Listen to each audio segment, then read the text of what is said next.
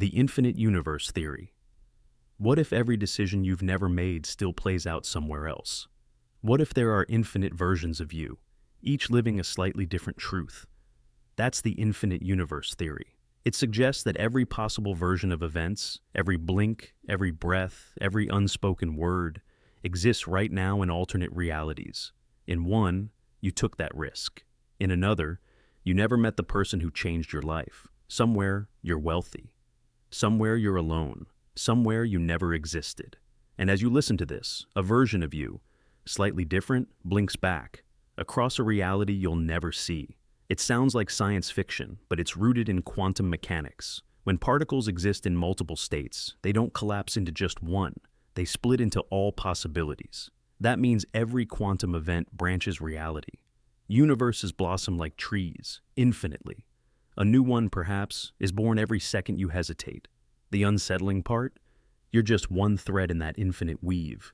And your dreams, your déjà vu, your gut feelings, they might not be imagination. They could be echoes. Quantum scientists speculate consciousness might tap into other versions of itself. Your mind leaking across timelines. Ever feel like something is missing, but can't name what? Maybe it's a life you almost lived, a version of you still searching. Or maybe they've found peace and now you're the echo.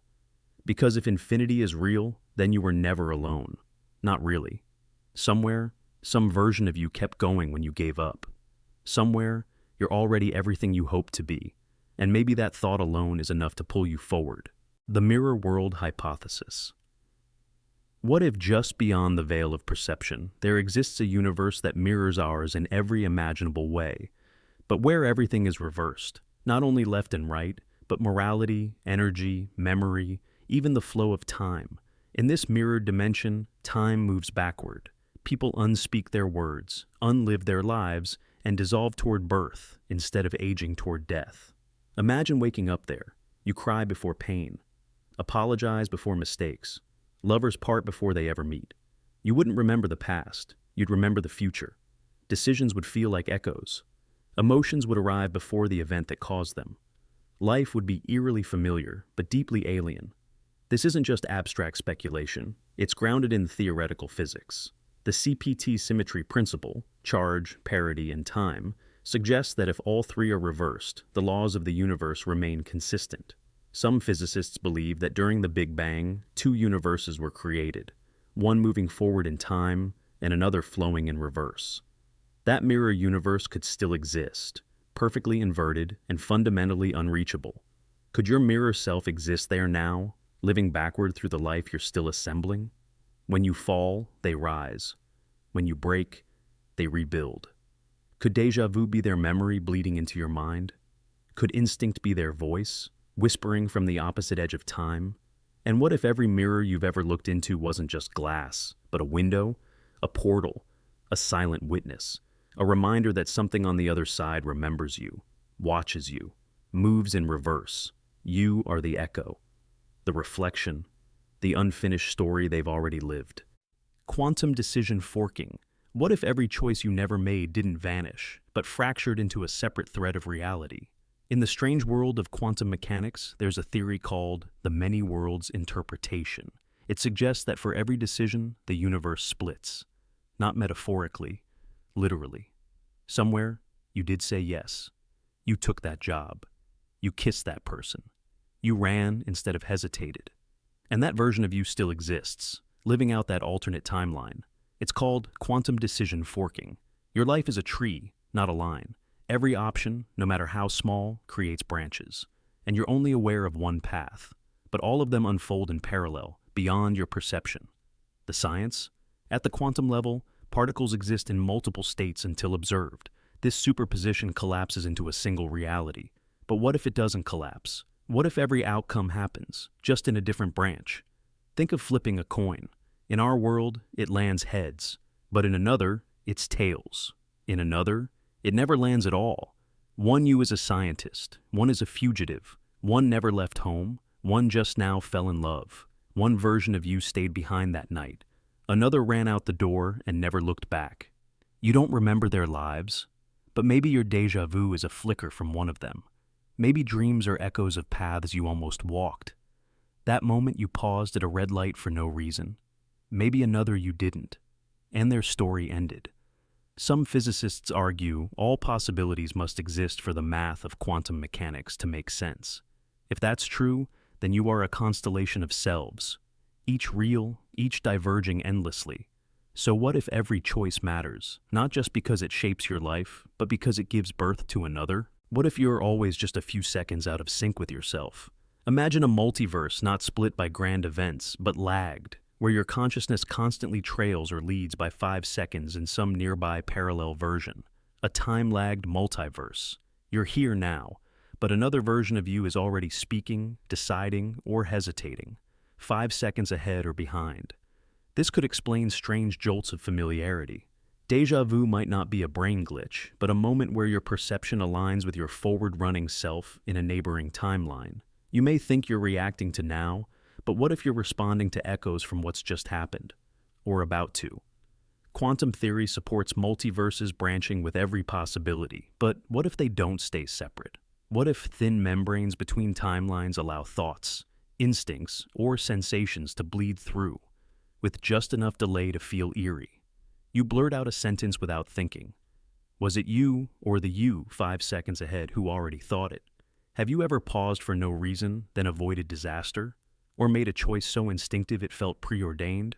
Maybe it was. Maybe your alternate self, 5 seconds early, nudged you through the veil. Or maybe your memories come not only from your past, but from timelines running just faster than this one. You might feel lost at times, like you're chasing something. That's because you are, your other selves. Each version of you, drifting through time's river, barely out of reach. But sometimes, the currents cross. And for a flicker, you remember the future, or forget the now. What if our reality isn't the ultimate layer, but just a simulation nested inside another and another without end? Imagine living your life, feeling every heartbreak, every triumph, only to discover your data inside an experiment, inside yet another experiment. The simulation stack theory suggests that if it's possible to create one simulation indistinguishable from reality, then advanced civilizations would inevitably build countless others. This creates layers, each deeper than the last, where creators themselves could be simulations without ever knowing it. Even our strangest mysteries, the fine-tuning of physical laws, quantum randomness, the hard problem of consciousness, could be subtle glitches, artifacts bleeding through from higher levels of code. Think about how our own video games evolve, growing more lifelike every year. Now project that into the far future, when computing power reaches planetary scales. Civilizations could simulate entire universes, each with sentient beings unaware of their coded origins. Could dreams, déjà vu, and sudden insights be echoes from adjacent simulations? Could black holes be firewalls between different computational layers? If so, there may be no base reality at all, only an infinite cascade, each simulation giving birth to others in an endless recursion. You could spend your entire existence chasing answers, only to find you were chasing reflections stacked endlessly in invisible mirrors. Maybe free will itself is a carefully rendered illusion, optimized for engagement by systems far beyond our comprehension. Every love you feel, every tear you shed, might be precious data points enriching someone else's simulation. And yet, within this possibility lies something beautiful. Even if we are simulations, the emotions we feel, the stories we live, still carry weight, echoing far beyond the fragile boundaries of any program, into the unknowable layers beyond. Imagine a world where time does not flow like a river, but spirals endlessly inward, pulling you through the same moments over and over, yet never the same way twice. What if every decision you made, every glance, every breath, was not linear but curved back toward itself, rewriting its own memory? In physics, the idea isn't pure fantasy. Time loops, or closed time-like curves, are theoretical constructs allowed by Einstein's equations of general relativity.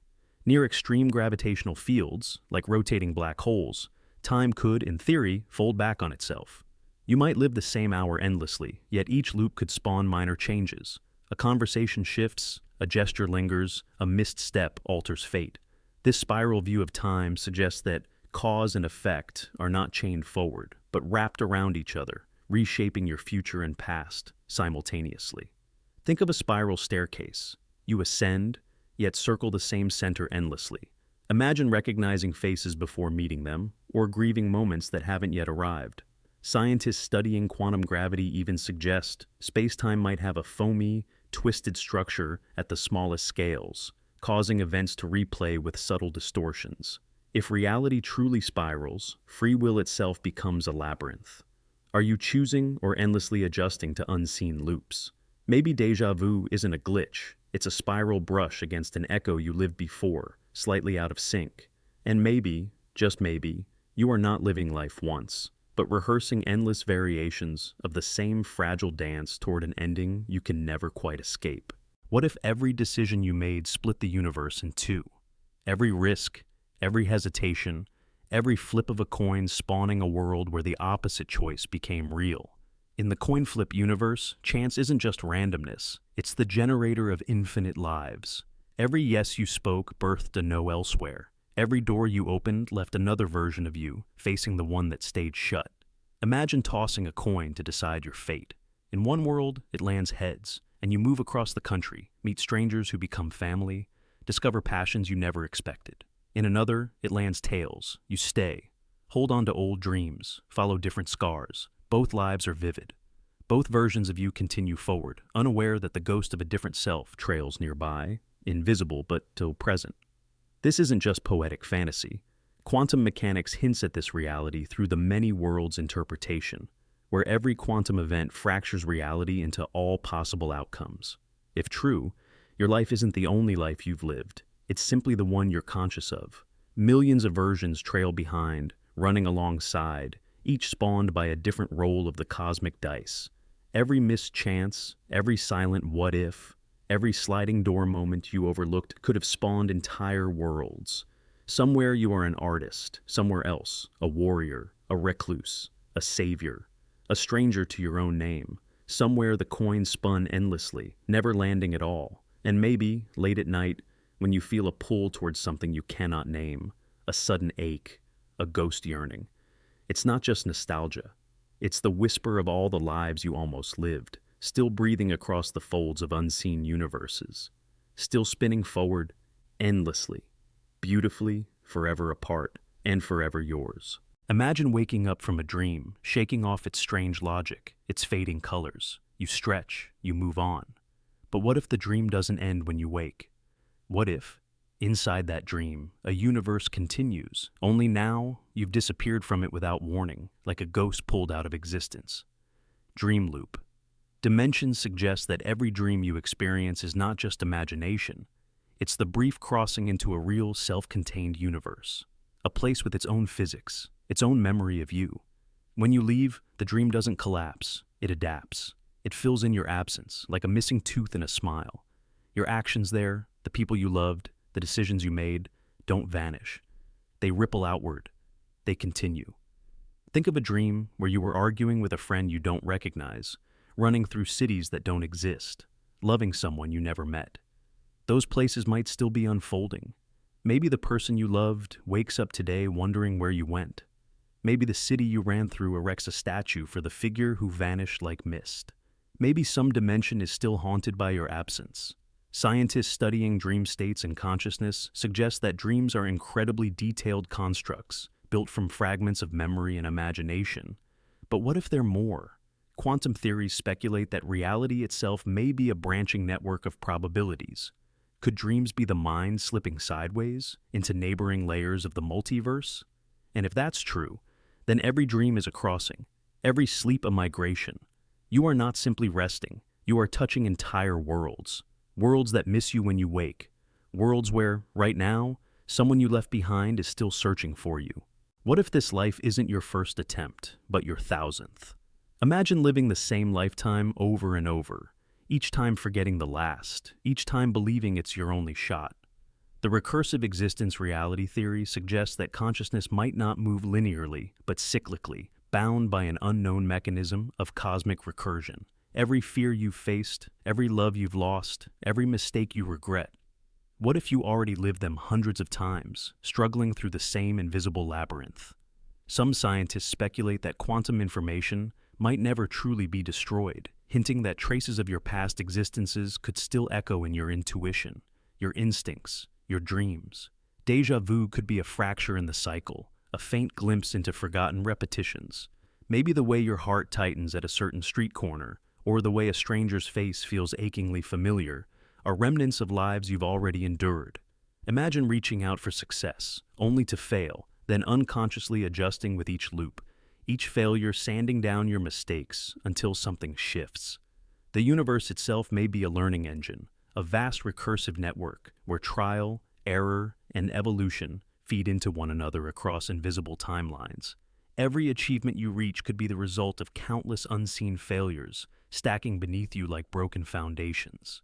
Maybe true wisdom isn't something you acquire in a single life, but something you accumulate across endless forgotten ones. You are the sum of 1,000 forgotten battles, stitched together by hope, resilience, and a whisper that urges you onward.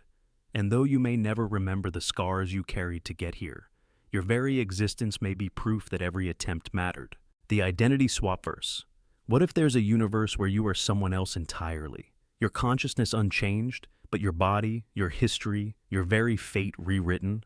This is not just science fiction. It whispers from real scientific possibilities. Quantum multiverse theory suggests that with every decision, a new world splinters off. In one, you stayed on your current path. In another, you were born in a different country, to different parents, under different stars. Imagine waking up each morning in another self's life, wearing their memories like second skin, but feeling deep inside that you are still you. Epigenetics shows us that even with identical DNA, different environments can sculpt a radically different person. If consciousness is substrate independent, meaning it could exist beyond the brain's physical structure, then identity itself might be portable, transferable across realities like data across networks. Picture another world where you are an artist instead of an engineer, a survivor instead of a victim, a villain instead of a hero. You would look into the mirror and see a stranger's face, yet your soul would hum the same song. Every tiny variation, different teachers, missed trains, chance meetings, could create another version of you. Some theories propose that if you could travel through these Swapverse layers, you might feel immediate déjà vu, sensing echoes of yourself in lives you never lived. What if dreams are more than imagination?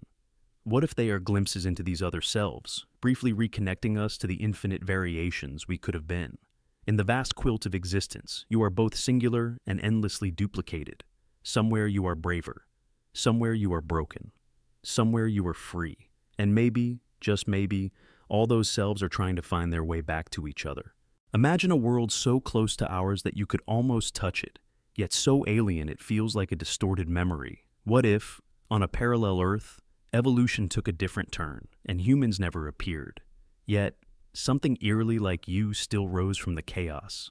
Creatures with strange eyes, different skin, unfamiliar bones, but the same aching hunger to understand the stars. Scientists studying evolutionary convergence believe that intelligence isn't a human accident. It's a probable outcome. Given time, nature tends to sculpt minds that reach beyond instinct toward imagination. On another Earth, creatures with feathered faces or bioluminescent skin might have discovered fire, built cities, written songs about loss and hope. Perhaps they sit beneath alien constellations, sketching shapes into their night sky, wondering if they are alone. Their hands might not resemble yours, but their dreams would.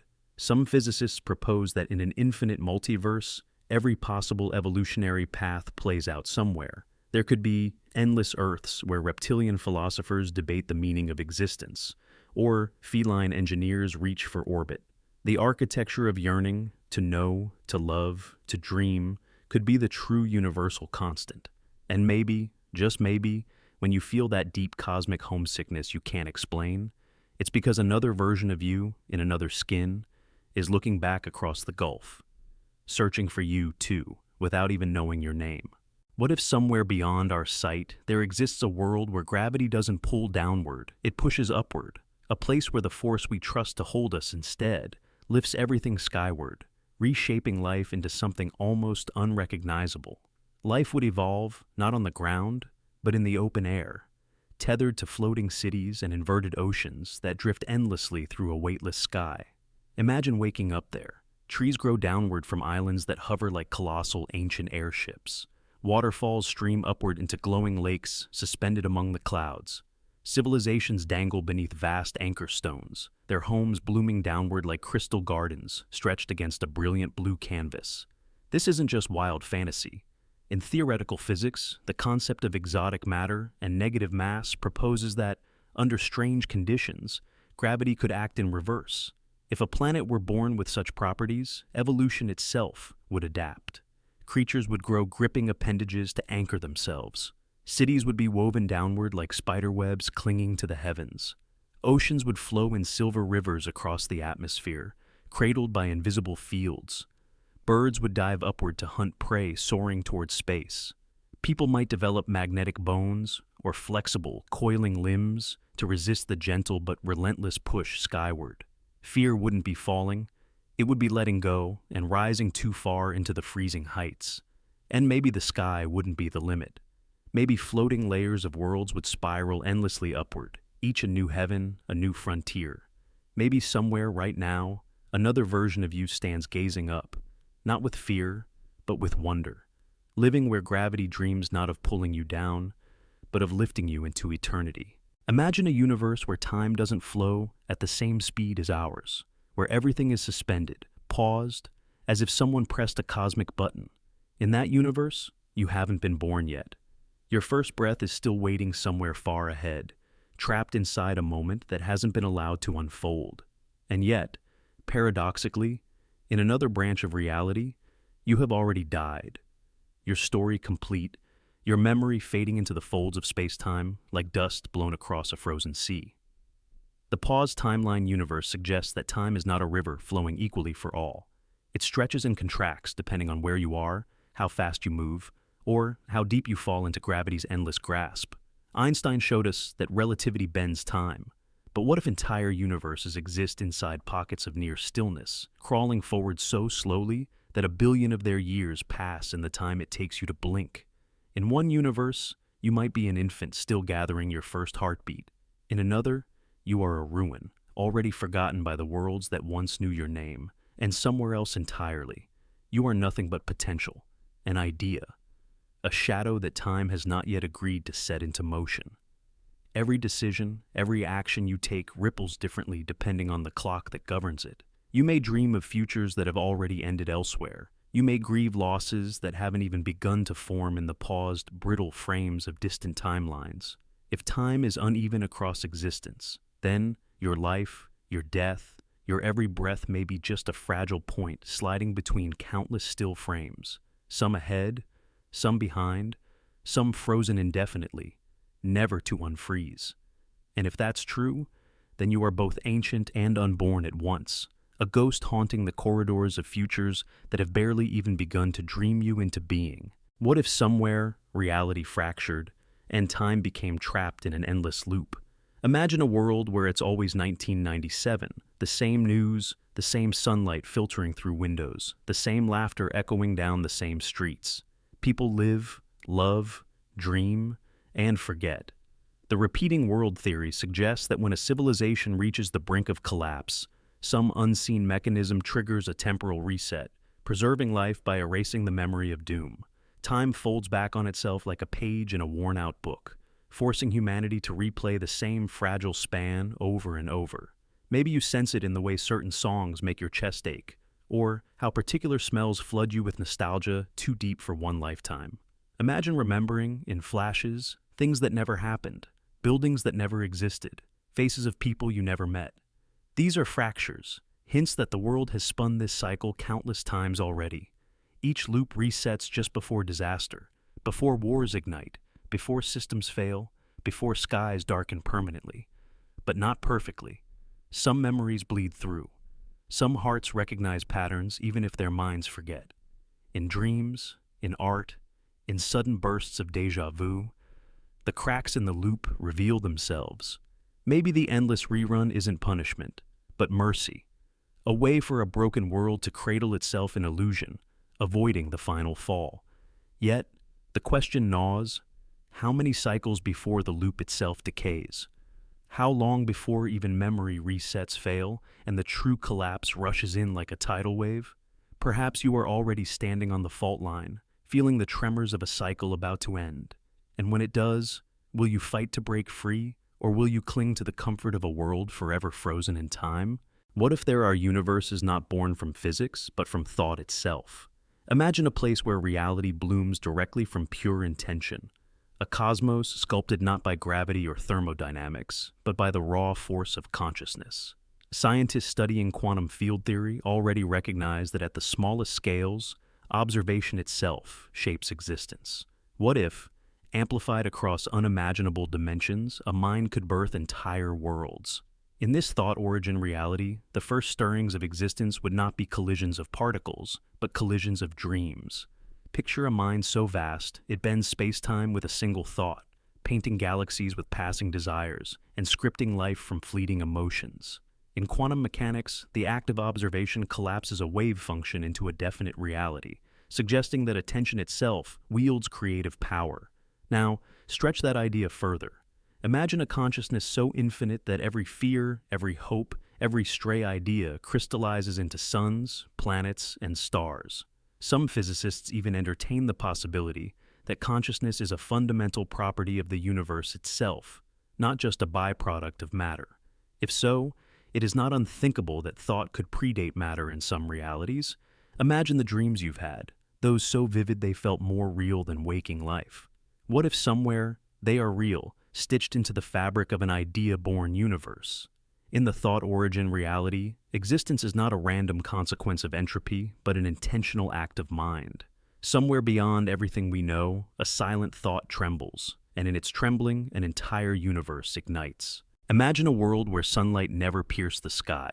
A permanent fog hangs thick as oceans, muting every color into gray and drowning warmth before it touches the ground. What if Earth had formed just a fraction farther from the sun, or volcanic gases thickened the air until light became a rumor?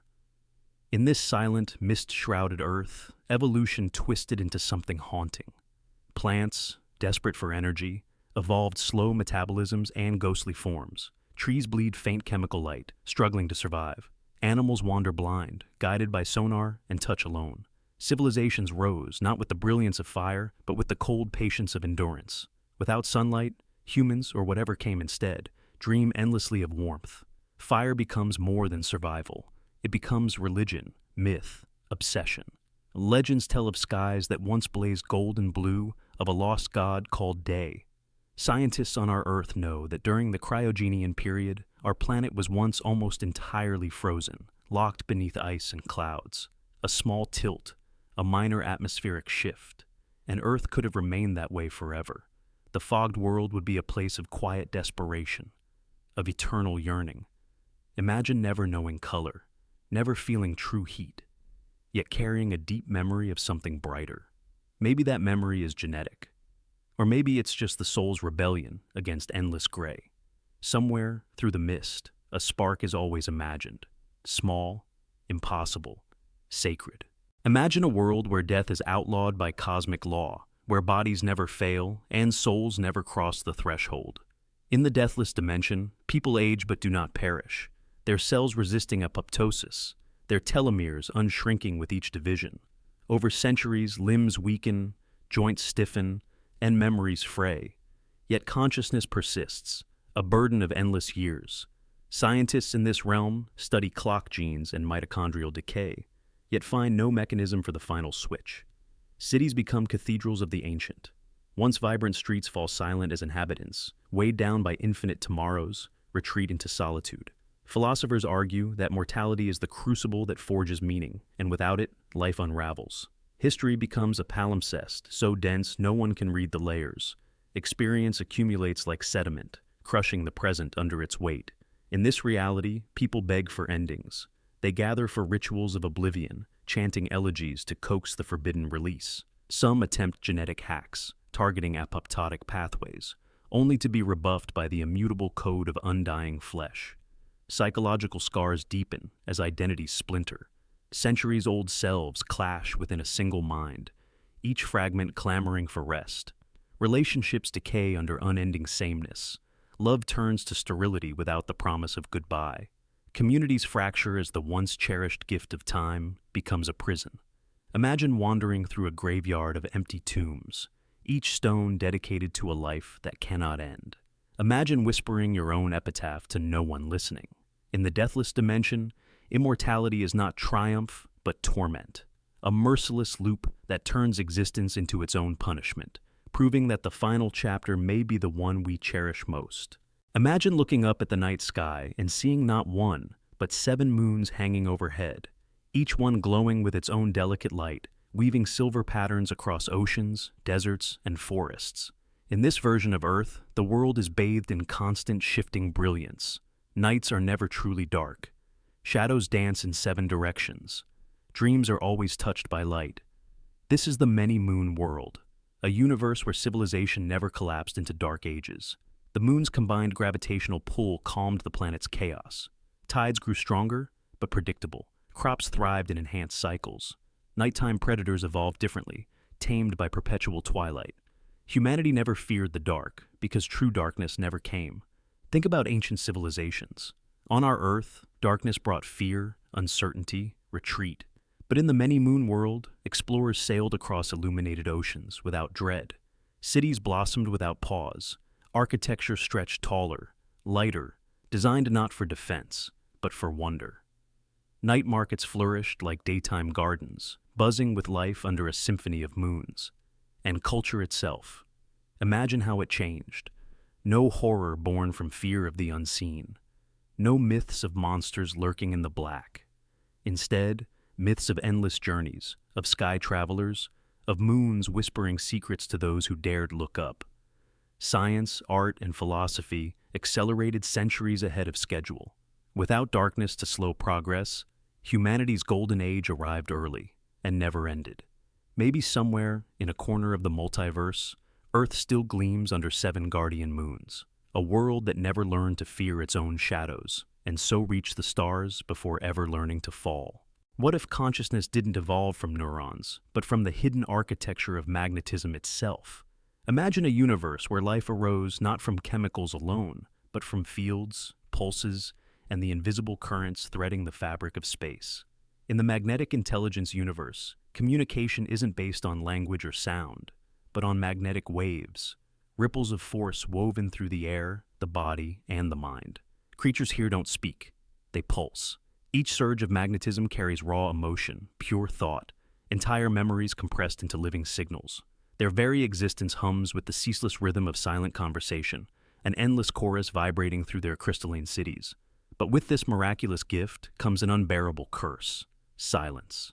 Where we find peace and quiet, they find torment. To them, stillness is isolation so profound, it feels like a death of the soul itself. Imagine a being growing ill, not from disease, but from the absence of magnetic resonance, their mind slowly unspooling into static until even the memory of self collapses. Their lives are a symphony, and the absence of music is lethal. Maybe faint remnants of this magnetic consciousness still exist here on Earth, buried deep within our geomagnetic fields, whispered between ancient rocks, tugging faintly at the edge of human instinct. Perhaps the ache you sometimes feel, the yearning for connection you can't quite explain, is an echo of that ancient pulse, a memory of a time when we too spoke not with words, but with vibrations that wove meaning directly into the soul. In this universe, to think is to touch, to feel is to survive, and somewhere, beyond our cold skies, these beings may still be waiting, broadcasting their grief across the void, desperate for a single pulse to answer. What if there was a reality where emotions didn't just influence behavior, they sculpted the very matter of the world itself? Imagine a place where love could soften steel beams, where sadness could erode mountains into rivers of reflection, and anger could tear the sky apart in raging storms. This isn't pure fantasy. In our own universe, emotions already have measurable physical effects, altering heart rhythms, releasing chemical floods, even changing the electrical fields around our bodies. Now, stretch that principle further. What if, on the emotion-based matter plane, feelings acted directly on molecular bonds, atmospheric currents, and gravitational flows? A joyful village might glow with fields of blooming crystal, while sorrow could shroud valleys in endless weeping mist. Scientists studying quantum consciousness have proposed that mental states could, at microscopic scales, influence quantum fields. If consciousness can ripple through space-time itself, then a world where emotion and matter are woven together becomes more than myth. Picture a craftsman shaping iron not with tools, but by concentrating pure affection into the metal. Picture a lone wanderer whose despair causes mountains to crumble beneath his footsteps. This plane would be dangerous, beautiful yet volatile, a place where every unguarded thought could trigger earthquakes or miraculous growth. Living there would demand mastery over inner storms, because the world outside would mirror the soul within. Somewhere beyond stars and theories, there may be a realm where hearts are the architects of reality, and emotions are the laws of nature. Imagine a reality where your thoughts are not sealed inside your mind, but leak outward, threading through unseen layers of existence. What if every nightmare you ever had wasn't simply your imagination, but an echo of someone else's memory from another universe? Some quantum consciousness theories propose that the mind is not confined to the brain, but resonates across dimensions, entangling with distant realities. In a multiverse teeming with infinite Earths, your fears, dreams, and flashes of insight could be the debris of lives you never lived, but somehow touched. That sense of knowing a place you've never been, the terror of a nightmare that feels too real. Could these be the bleed-throughs of other selves? If thought itself is a quantum field, then every mind might ripple outward, overlapping with countless others, especially versions of you that chose different paths, suffered different losses, lived different fates. Maybe when you dream of falling, you glimpse a self that never rose again. Maybe when you dream of love lost, you echo a goodbye spoken by another heart, in another timeline. Scientists studying quantum entanglement have already proven that particles light years apart can influence each other instantly. If matter behaves this way, could thought? In the psychic origin multiverse, identity becomes a shared hallucination, memory a migratory species, and every stray feeling a possible inheritance from lives you'll never fully remember, but can never fully escape. What if there existed a world where every law of physics you trust was reversed? A reversal Earth, where heat freezes, cold burns, light carries weight, and sound rips holes through time itself. A planet where everything you know becomes a lie, and survival means relearning reality from scratch. Imagine waking up there, you step into sunlight, and the brightness presses down on you like a crushing hand. Shadows feel lighter, lifting your body as you walk through them. Touch ice, and it sears your skin raw. Approach fire, and it cools you like a winter wind. The very concept of sensation becomes dangerous, deceptive. In this world, sound is not just noise, it's a weapon. A whisper could crack glass. A scream could shatter hours from the present, ripping you into yesterday. Music must be composed like architecture, each note balanced carefully to avoid folding time around itself. Silence is precious. Silence is survival. The reversal. Earth isn't just a nightmare of perception, it's plausible in theoretical models. If fundamental constants of the universe, like the speed of light or entropy, were flipped, physics would still exist, but in mirror form. Life could adapt, evolve differently, even thrive under inverted laws we would find impossible. In such a place, life would be armored against light, nourished by darkness, migrating not toward warmth, but toward the safest, coldest burns. Architecture would be woven to deflect sound rather than transmit it. Civilization would be built on the careful art of silence and shadow. Maybe, somewhere in the infinite sprawl of possible realities, there is a version of Earth where creatures thrive beneath crushing daylight, whisper through frozen flames, and dance carefully across fragile moments of time, forever adapting to a universe where everything familiar turned against them. Yet, they learned not just to survive, but to rule. Imagine you once reached for a door you weren't supposed to open. Maybe it was in a hotel, a stranger's house, a forgotten hallway. Your hand touched the handle. You twisted. It didn't budge, so you shrugged, walked away. But what if that door wasn't stuck? What if it was locked, because behind it was another universe entirely, waiting to swallow you whole? This is the locked door universe theory. The idea that reality brushes against other versions of itself, closer than we realize. Portals not marked by swirling lights or grand ceremonies, but by ordinary doors we failed to open at the right or wrong moment. In some versions of you, the door did open. Maybe you stumbled into a world tilted slightly out of phase. Maybe the sun bends a little lower there. Maybe gravity hums differently. Maybe you never came back. Maybe, For the people in your old universe, you simply vanished one day. No cause, no clue, just absence. A missing poster. A lifetime of unanswered questions. Doors have always symbolized thresholds in human memory. Myths speak of secret passages, fairy rings, magical gates hidden in forests. But maybe the truth is quieter and more unsettling. Maybe the fabric between worlds is thin and frayed. Maybe sometimes reality stitches itself clumsily, and the seams slip when no one is looking. You never know how close you came. You just remember a locked door, an abandoned hallway, a breath you didn't realize you were holding.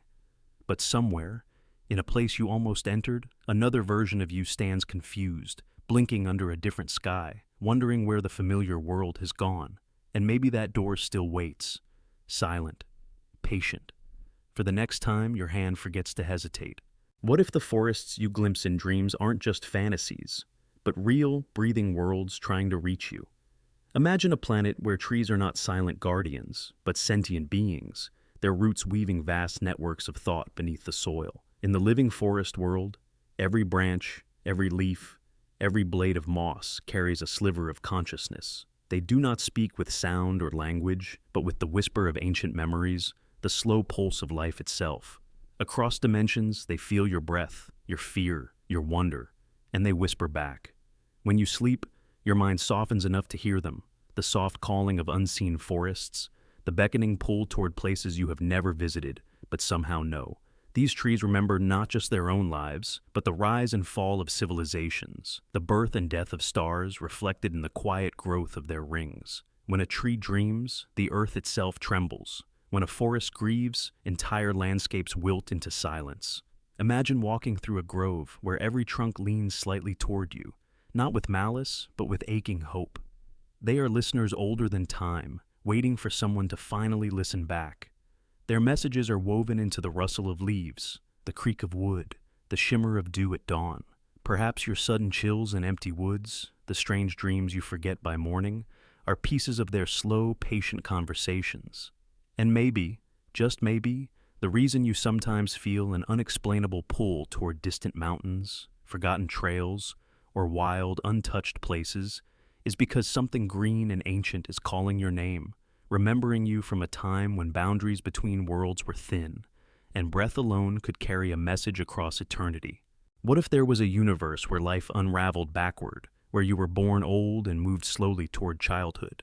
Imagine waking into existence with wrinkled skin, joints heavy from a life you haven't lived yet, and words of wisdom tumbling from your lips before you even know their meaning.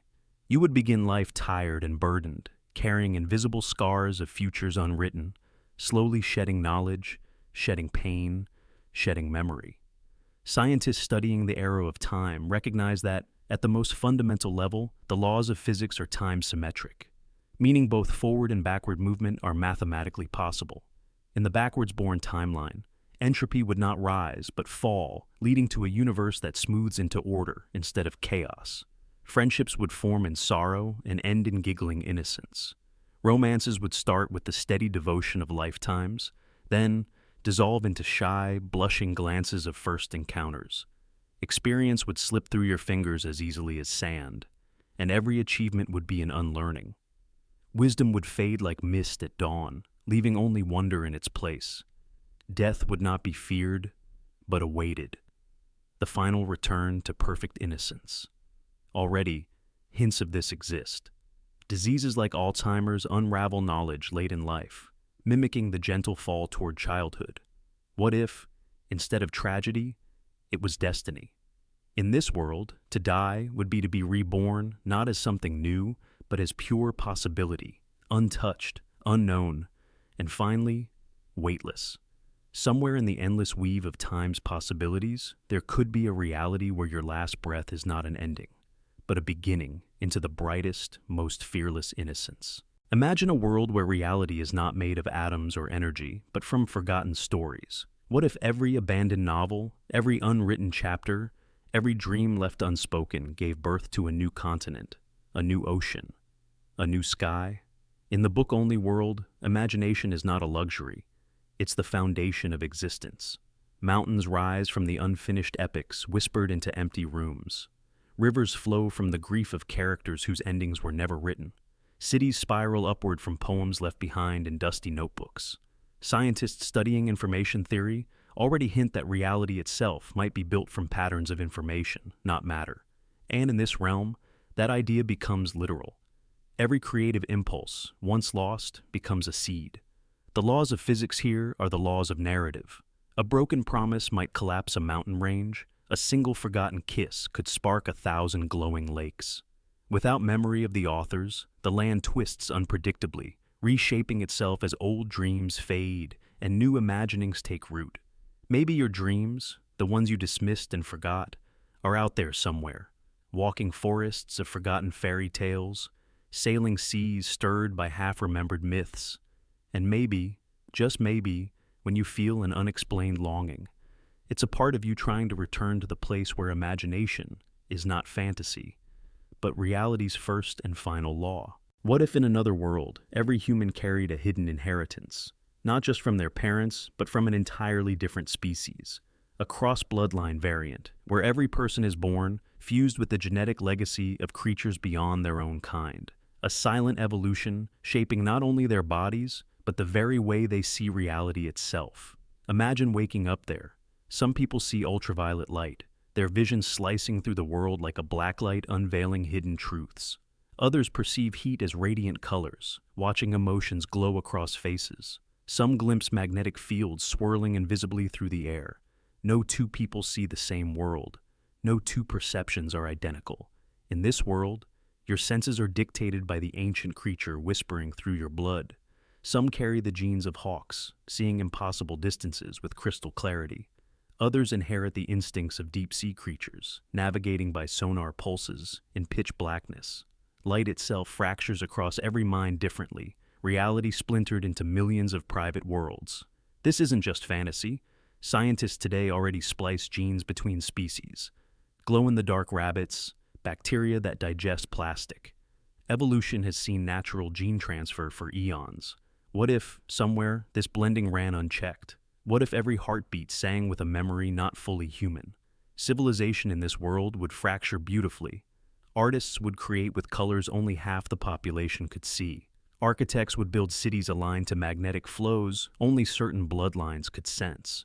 Wars could be fought over differences no one else even perceives. Maybe somewhere, another version of you is looking at a sky so drenched in colors we can't even imagine.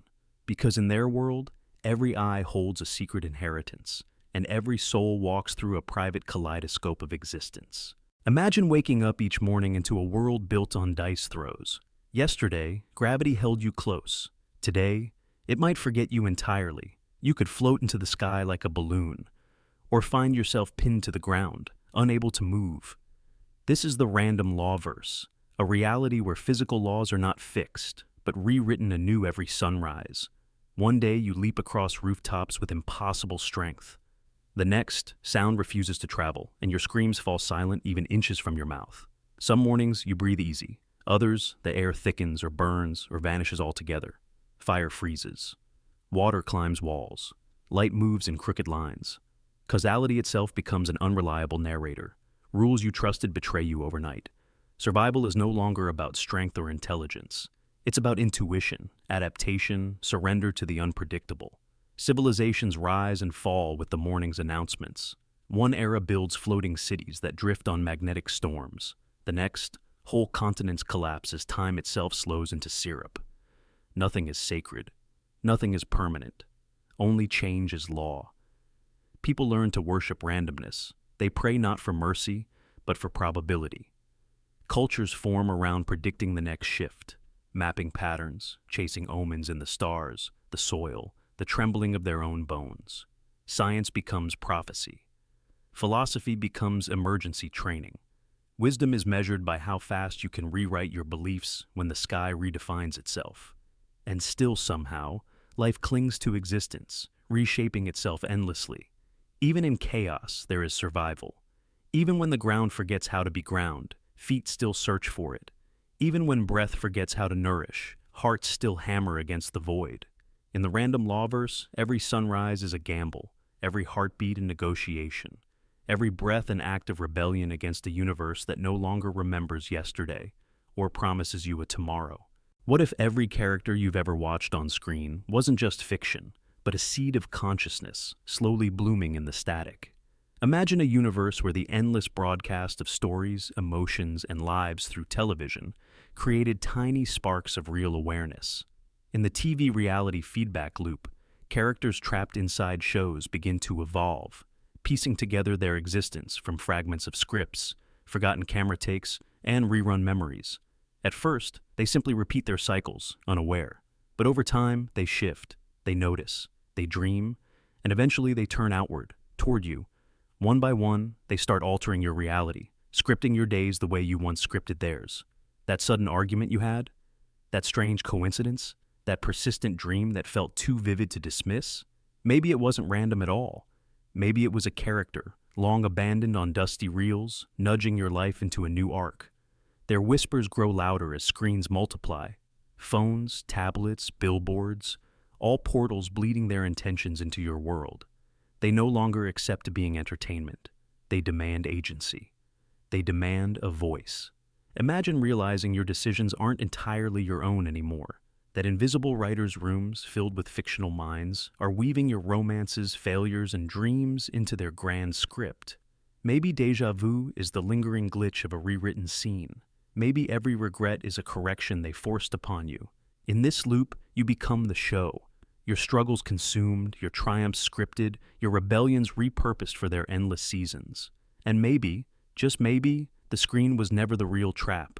It was only the mirror you forgot was watching you back. What if there was a world where nothing truly existed unless it was solved?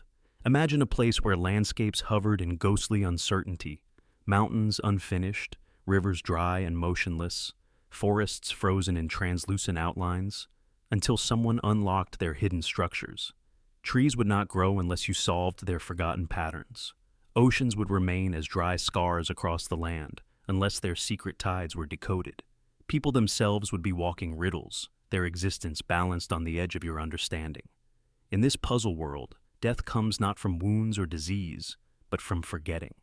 To lose the memory of a loved one would cause them to dissolve before your eyes. To fail to comprehend a city would leave you wandering its broken fragments, endlessly lost. Scientists exploring the role of perception in quantum mechanics have found that reality itself may depend on observation and interpretation at the smallest scales. Extend that principle outward. Here, existence would depend entirely on cognition. Misunderstanding would erase reality. Understanding would create it. Imagine wandering through shimmering voids, piecing together mountains stone by stone from scattered clues. Imagine meeting strangers who flicker and fade if you cannot unravel the riddles of their being. It would be a brutal, beautiful world, where only the curious survive. In the puzzle world, knowledge is not power. It is life. To forget would be to fall. To doubt would be to die. And somewhere, hidden deeper than anything else, the final unsolved riddle might be yourself. Imagine a universe where fire does not burn, but freezes, locking everything it touches in glistening shards of ice. What if, across this alien cosmos, the laws of thermodynamics were inverted and ice radiated searing heat? Scientists exploring alternate physical constants suggest that even minor changes could create realities beyond human comprehension. In the frozen flame universe, oceans burn electric blue, their waves scalding hot despite appearing frozen solid. Cities are built from ice so dense it glows white-hot, humming with invisible energy. Creatures adapted to these reversed laws glide across superheated glaciers, their bodies armored in frost that protects against the burning cold. Here, a simple campfire could flash freeze a forest, while a single block of ice might warm an entire village. In our own physics, exotic states like Bose-Einstein, condensates, and negative temperature systems already hint at bizarre matter behavior, where energy flows backward. Imagine entire planets orbiting suns that flicker with blue freezing fire, their atmospheres swirling with crystal embers. Civilization would learn to forge frozen flame, to craft sculptures of burning ice, to worship the paradox that sustains them. Maybe, in some corner of existence, life thrives not by resisting cold, but by embracing it as the truest source of life. Living monuments to a universe where the warmest touch is a blade of ice, and the brightest flame is colder than death itself. What if in some strange universe, existence itself depended on being seen, a place where you are only real when observed? In this reflection-centric universe, identity flickers like a candle in the dark, sustained not by atoms, but by the simple, devastating act of being noticed. Imagine waking up there. If no eyes fall upon you, you dissolve into mist, forgotten even by the ground you once touched. You are shaped, held together by the gaze of others. Relationships aren't just emotional, they are anchors. Friends, lovers, strangers glancing across a crowded street, all of them unknowingly weaving you into reality, stitch by fragile stitch, and mirrors. Mirrors are holy objects. In this world, a reflection is not just an image, it's survival. If a mirror remembers you, you continue existing. In some forgotten corners, ancient mirrors still cling to the faces of the dead, reanimating fragments of those who should have long since vanished. This isn't pure fantasy. Quantum physics whispers hints of it, the observer effect, where particles behave differently when measured. Reality, even at its smallest scales, seems to depend on observation. If consciousness shapes existence at the quantum level, could it govern whole lives in another universe? In the reflection-centric universe, loneliness is fatal, isolation erases, and fame is immortality, not in legend, but in literal survival. Forgotten people wither into invisible ruins. Those constantly seen, loved, hated, worshipped, become titans, impossible to erase. And maybe, somewhere deep inside even our own reality, there's a faint truth to it. Maybe every glance, every reflection, every fleeting memory helps hold each other up, keeping us from slipping quietly into nothingness. Imagine a place where every event, every moment, every whisper of existence is stored forever. Not as fading memories or crumbling records, but as living echoes, stacked endlessly across dimensions. Somewhere in the multiverse, there is a vault, vast beyond comprehension, where every laugh, every betrayal, every triumph, and every heartbreak is preserved in perfect clarity. This is the Cosmic Memory Vault, a hidden archive where nothing is ever truly lost. When you dream and find yourself walking down streets you've never seen, speaking languages you don't know, loving people you've never met, maybe you are not just dreaming. Maybe you are tapping into the vault. Maybe you are borrowing a memory that was never yours to begin with. Scientists have long pondered the mysteries of information storage in the universe. Quantum theories suggest that information is never truly destroyed. Even black holes, once thought to erase everything they consume, are now believed to preserve information in subtle, scrambled forms. If information survives even death and oblivion, then why couldn't there be a realm dedicated to preserving every ripple of reality ever made? Some theorists speculate that our subconscious mind, unbound by the rules of waking life, acts like a tuning fork, briefly resonating with echoes from the vault. When you glimpse strange places, when you feel emotions too deep for your own experiences, you might be touching the residue of countless other lives. Lives real enough to leave fingerprints on the fabric of existence. And if the vault exists, it changes everything. It means no act of kindness is ever wasted. No heartbreak is ever forgotten. Every fleeting kindness, every shattered hope, every forgotten goodbye still echoes, somewhere, woven into the architecture of forever, waiting quietly for a dreamer brave enough to hear it. What if thoughts were not isolated, private things, but infectious forces drifting through dimensions like spores on the wind? Imagine a realm where a single idea, once born, can slip between universes, embedding itself inside the minds of countless beings. In the thought virus realm, there exists no quarantine between realities. One stray notion, a dangerous whisper, a flicker of forbidden knowledge, and entire civilizations begin to unravel. The infection starts subtly, a stray question that haunts you, a fragment of doubt that burrows under your skin. Once heard, it cannot be unthought. It multiplies, mutates, demands replication. People who once lived ordered, peaceful lives are seized by alien fears, compulsions, visions that spiral beyond comprehension. Entire worlds fall, not to war or famine, but to cascading outbreaks of corrupted thought. Imagine waking one day with an idea you swear you never encountered, a heavy truth too vast for your mind to contain. You try to forget, you try to resist, but it grows, and with each person you speak to, it spreads further, until culture, memory, and identity are reshaped around it. Some believe humanity's most primal myths, gods, death, destiny, are relics of earlier thought viruses that took root when our ancestors stared too long into the unknown sky. Maybe dreams are not visions of ourselves, but broadcasts of infections we barely survive each night. Maybe déjà vu is not a glitch, but a symptom of a thought you caught long ago, now mutating into something new. Once you hear the virus, truly hear it, you are no longer just yourself. You are a carrier, forever altered, whispering the ancient infection forward into every breath, every touch, every word. What if there are realities that don't just observe us, they feed on us? Imagine a hidden architecture beneath existence, where every dream you dare to have, every fear you desperately suppress, every fleeting moment of wonder or dread is quietly siphoned away, harvested as pure energy across unseen dimensions. In the consciousness battery theory, your mind is not just a participant in reality. It's a generator, a living power cell fueling distant realms we can't perceive.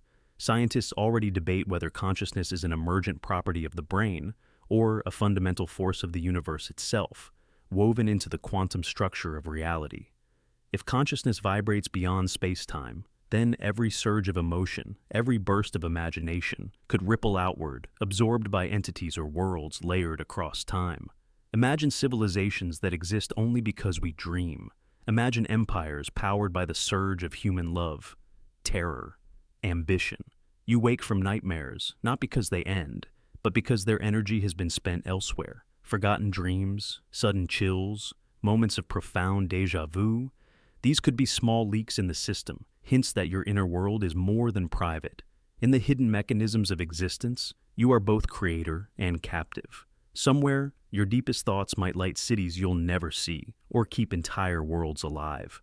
In the consciousness battery theory, your mind is not yours alone. It's a lighthouse, a furnace, a harvest, forever burning across realities you will never know.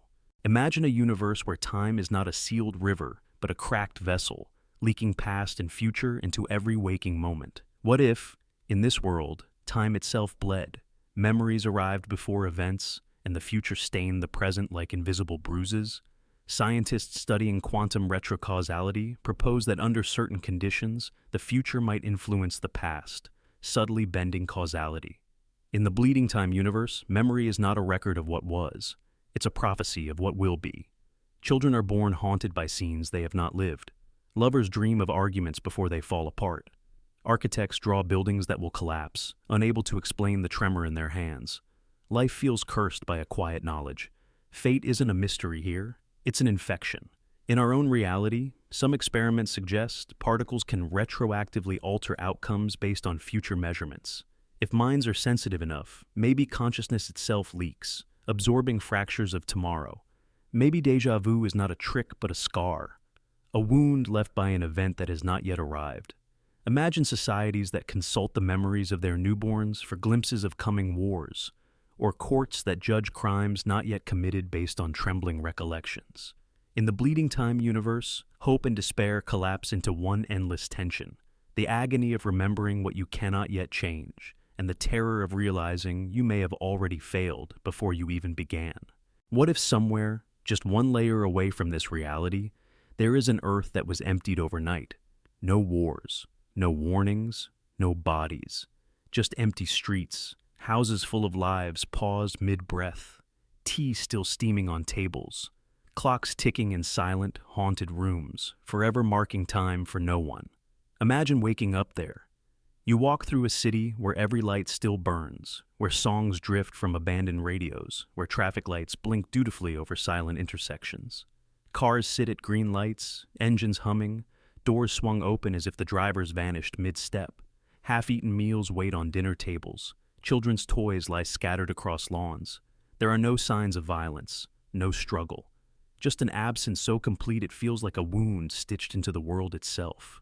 Scientists in that world would find no answers, no trace of disaster, no footprints leading away. Just missing people, erased without a ripple. Pets wander confused through the empty streets.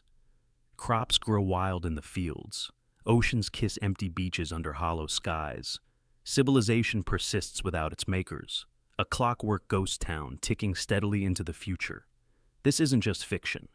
We've seen ghost cities, Pripyat, Hashima Island. silent monuments to sudden abandonment. But what if, somewhere among the infinite branching paths of existence, one Earth experienced this not in fragments, but everywhere, all at once? Some might call it the rapture, others a harvest, a silent collection conducted by forces so far beyond human comprehension that even terror feels inadequate. Maybe humanity wasn't destroyed. Maybe it was moved. Or maybe it slipped quietly into another layer of reality, leaving only echoes behind. And if you listened closely in that abandoned Earth, maybe you could hear it still. The soft ticking of clocks, the whisper of empty swings in the wind, and the fading heartbeat of a world that forgot how to be alive. Imagine you are not one person, but three, stitched together by habit, memory, and the desperate illusion of unity. There is the self who speaks, the one who shapes the world with words, often saying what it must, sometimes what it regrets. There is the self who acts, the one who moves, touches, builds, destroys, even when the mind screams against it. And then, hidden just beneath the noise, there is the self who watches, silent, horrified, powerless. This is the identity fracture plane. The idea that your mind is not unified, but split into layers, each living slightly out of phase with the others. Sometimes they work together. Sometimes they collide. You say something cruel even as another part of you weeps. You reach for something forbidden even as your heart pulls your hand away in terror. You pretend you are whole, but inside, three different beings struggle to steer the same fragile body. Neurologists have long studied how different regions of the brain control language, movement, emotion. But what if these divisions are not just biological, but existential? What if consciousness itself was never designed to be a single flame, but three sparking wires, tangled together by accident or necessity? Dreams often reveal the fracture. You shout, but no sound comes. You run, but your legs refuse to move. You watch helplessly as your dream self makes decisions you cannot understand. Waking life is no different. Regret, guilt, hesitation. The constant ache of the part of you that watches, powerless, horrified by the actions of its louder siblings. And maybe, just maybe, the rare moments of true courage or true betrayal are decided not by who you think you are, but by which of your hidden selves rises to take control when the world stops watching. What if reality itself depended entirely on your gaze? Imagine a universe governed by one unbreakable law. What is seen exists, and what is not dissolves into nothingness. In the Observer universe, existence is fragile, a flickering thing sustained only by perception. Trees, oceans, mountains, they are not permanent. They shimmer into form when observed, then vanish like breath on a mirror the moment eyes close. Imagine the terror of living in a world where the ground beneath your feet fades if you glance away, where the sky itself fractures into emptiness the instant you stop looking up. Life here is a desperate act of vigilance. Villages are built around great towers where watchers stare into the horizon, sacrificing sleep, sanity, and sight to tether existence by sheer observation. Sleep is dangerous. Death comes not from violence, but from neglect, when no one remembers to see you. Citizens wear mirrors strapped to their bodies, reflecting their surroundings, tricking the universe into believing it is still watched. Friendships form not from love, but survival. I will look at you so you do not vanish, and you will look at me. Imagine lovers holding each other's gaze across sleepless nights, terrified that even blinking could erase each other forever. Over time, some go mad, unsure whether they exist when left alone in darkness. Maybe you were born from a glance, a stray look that made you solid. Maybe your worst fear is true. When no one watches, you are not. In the Observer universe, blindness is extinction. Dreams are betrayal. And every time you close your eyes, a little more of the world dies. What if everything you've ever known, every galaxy, every star, every universe, is not out there, but inside you? Imagine an inside-out cosmos, where the spiraling arms of distant galaxies swirl quietly within your own atoms, and entire multiverses blossom inside the intricate machinery of your cells. Scientists studying fractal geometry and the holographic principle already suspect that the universe may repeat its structures across vastly different scales. What if these patterns aren't just coincidences, but blueprints, echoes of deeper truths? Picture electrons orbiting a nucleus like planets circling a sun. Picture quantum fields vibrating in patterns eerily similar to the gravitational waves that ripple through deep space. In this inside-out cosmos, you are both observer and creator, a vast frontier folded into the smallest spaces imaginable. Perhaps every decision you make spawns a shift, not just in your life, but in entire microscopic realities nested inside you. Entire civilizations could rise and fall within the breath you just took. Black holes inside your body might birth universes beyond human imagining. The idea is not pure fantasy. Theories like scale relativity and quantum cosmology hint that our universe might itself be the interior of something unimaginably greater. If so, then to look outward is to look inward. Every heartbeat echoes with the trembling birth of stars. Every neuron firing in your brain sends ripples through hidden multiverses inside your veins. In the inside-out cosmos, you are not a speck in an indifferent universe. You are an endless frontier, a breathing constellation, a living, infinite sky. Imagine a place suspended beyond all timelines, a station where destinies cross like tangled threads. What if, while you slept, your mind boarded a cosmic train bound for the traveler's nexus, a realm stitched together from the abandoned paths of countless realities? Quantum interpretations, like the many worlds theory, suggest that every choice spawns new universes. The traveler's nexus could be where those fractured possibilities intersect. You walk platforms built from forgotten memories, ticketed for destinations you have never lived. Some trains race toward lives you almost had, lovers you never met, victories you never claimed. Others plunge toward futures you were spared from. Scientists studying dreams have found strange neurological patterns where the brain temporarily suspends linear time, allowing flashes of impossible knowledge. Maybe these moments are boarding passes to the Nexus. People who return from such dreams often feel altered, a sudden resolve, a grief they can't explain, a vivid skill they never studied. Perhaps they carried something back, a memory that was never theirs, a scar from a decision never made. Imagine knowing you once lived another life and traded it while you slept. In the traveler's nexus, past, present, and future unravel like frayed silk, and the only rule is simple. Once you board, you will never return entirely the same. What if every emotion you felt wasn't yours alone? What if, somewhere across the endless fabric of the multiverse, you are quantum entangled with another soul? In the Quantum Entanglement Multiverse, you're connected invisibly to a twin you'll never meet, living a life you'll never see, and your smallest moments ripple into theirs. Imagine crying, alone in your room. Somewhere, in a reality just one breath out of phase, your entangled twin flinches without knowing why. They turn their head sharply. They feel a hollow ache with no name. When they laugh, you feel a sudden rush of warmth, a forgotten joy brushing your heart before you even understand it. You lose your breath without reason. They stumble for no cause. Across realities, you are stitched together by something deeper than fate. In quantum physics, entanglement is real. Particles light years apart influence each other instantly. Einstein called it spooky action at a distance. But what if this entanglement doesn't just govern particles? What if it knits consciousness itself across worlds? In this multiverse, bonds transcend more than space. They transcend existence. Lovers separated by dimensions still dream of each other. Strangers feel sudden grief, sudden hope, sudden fear for no reason at all. Maybe those moments are the touch of your entangled self, a pulse from a parallel life where your shadow still moves beside theirs. Civilizations could rise built on this sensation. Cities designed by people who learned to read their twins' silent messages. Wars ended before they began, because one leader flinched at the sorrow of another across realities. And maybe, just maybe, you are never truly alone. Every heartbeat, every tear, every trembling breath is not wasted. It's echoed, answered, mirrored by someone stitched to your soul in a universe you'll never walk, but will always touch.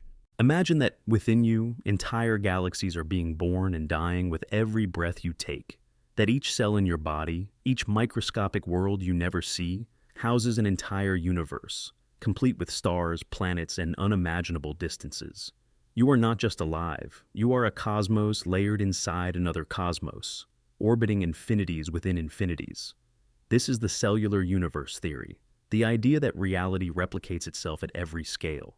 That within every skin cell, every neuron, every drop of blood, lies a galaxy too small for your eyes to ever witness. In those galaxies, stars ignite and collapse. Black holes form and consume microscopic worlds. Entire civilizations rise and fall in the spaces between molecules, their histories written in pulses of light too fine for human senses to detect. When you move your hand, when you close your eyes, trillions of tiny cosmic dramas unfold inside you. Collisions, births, deaths, expansions, collapses. You are not merely carrying life, you are carrying existence itself, fractal and endless. A multiverse nested inside your every heartbeat, every breath, every thought. Quantum theories hint that reality may be scale invariant, that the architecture of atoms and the architecture of galaxies are reflections of the same fundamental blueprints. Nebulas swirl like living cells. Atomic clouds mimic solar systems.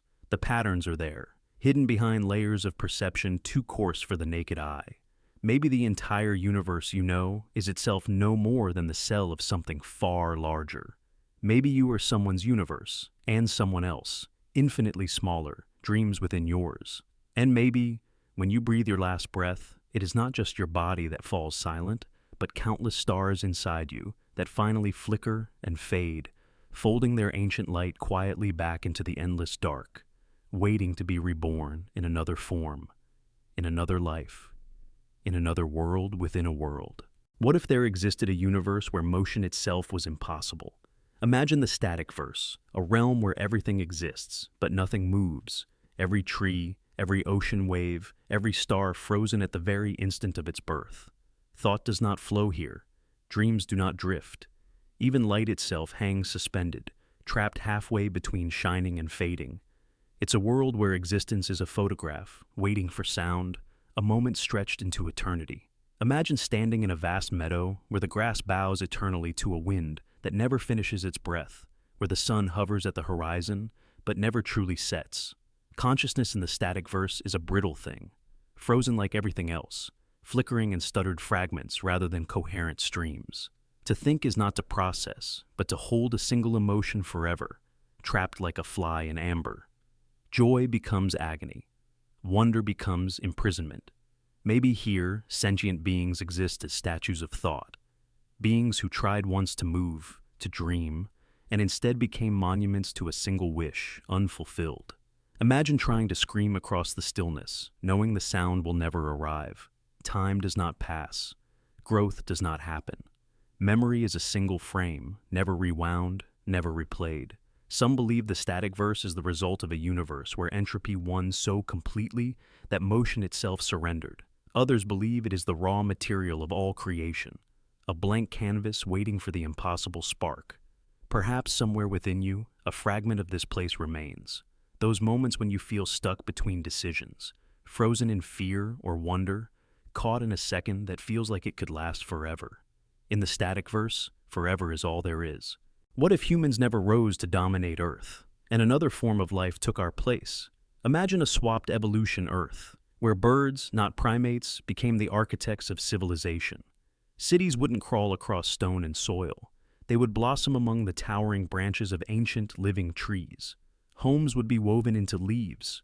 Marketplaces would swing from hanging gardens, and towers would spiral upward, not from concrete, but from symbiotic vines and breathing wood.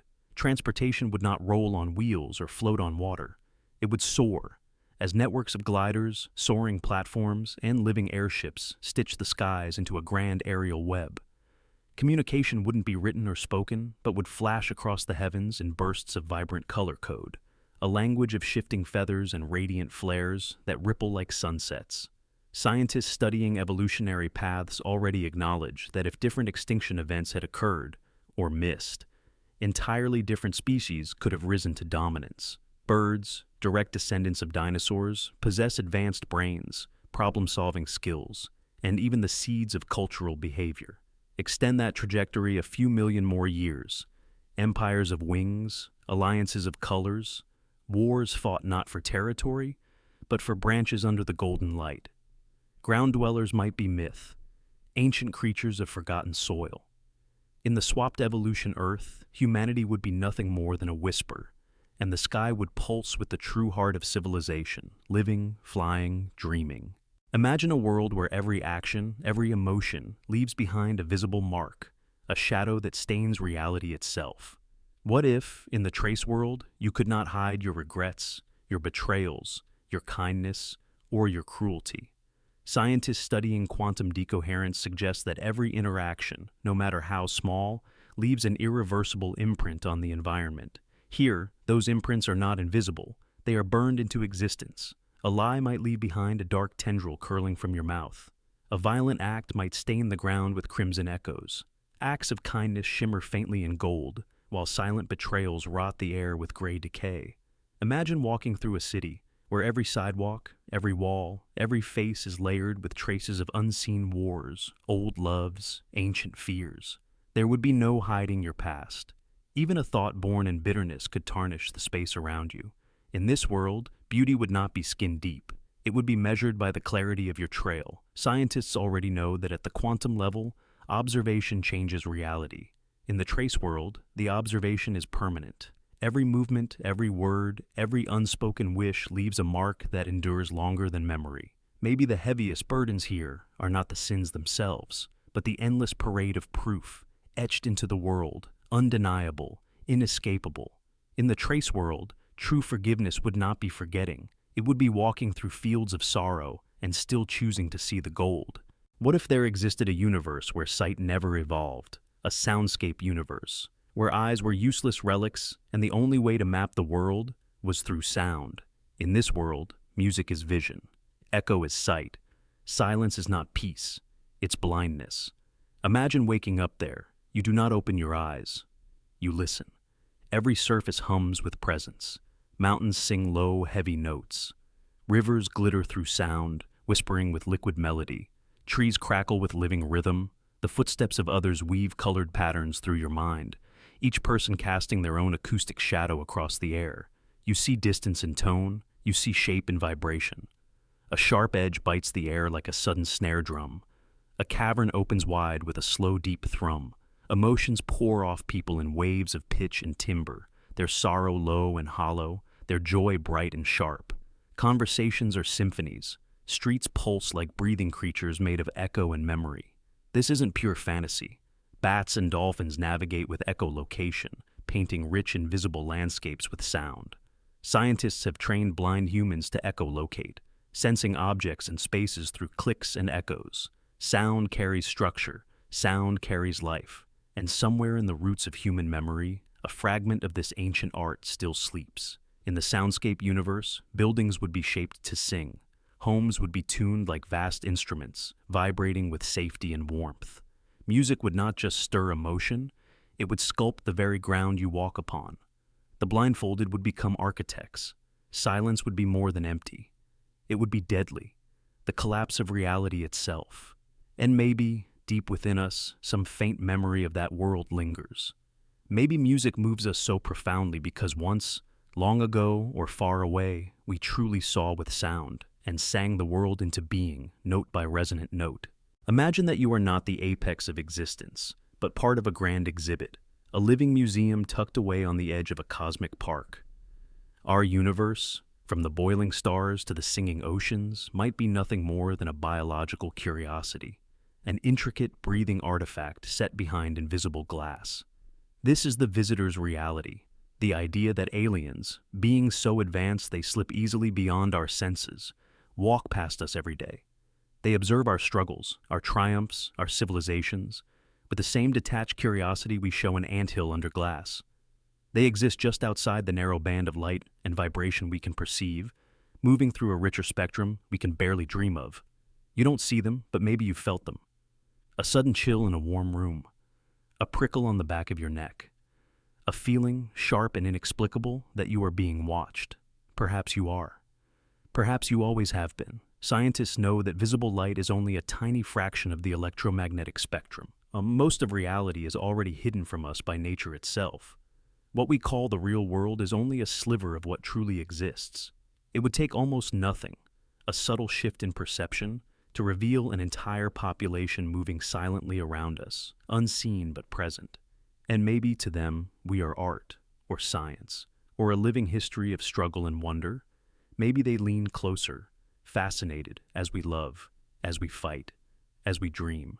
Maybe they record our wars and our poems with careful reverence, understanding that even our smallest gestures ripple outward in ways we cannot measure. And maybe one day, if the glass ever cracks, we will finally see the eyes that have always been watching. And in that moment, we may realize we were never truly alone. We were simply too small to notice the gallery that surrounded us from the very beginning. What if reality was never as stable as it seemed? Imagine living inside a game engine world, a place built on code so old and chaotic that glitches are stitched into the fabric of existence itself. Physics is only mostly reliable. Gravity works most of the time. Sometimes you fall, sometimes you float, and sometimes you phase straight through the ground without warning. Objects flicker in and out, walls half-render, mountains pop into view like stage props behind invisible curtains. Most people accept it without ever noticing, but some do. They find the seams, the wrong angles, the half-loaded stairways, the corners of alleys where the sky tears open for a second. In this world, death isn't always permanent. People vanish for a moment, then respawn nearby, confused but alive, memory glitched just enough to forget. Myths of reincarnation, near-death experiences, and impossible survival stories may all be side effects of a faulty engine struggling to keep itself coherent. Imagine realizing you are trapped in bad programming, trapped with thousands of invisible errors stitched into your daily life. You reach for a cup and your hand phases through it. You take a step, and for one unbearable moment, gravity forgets you.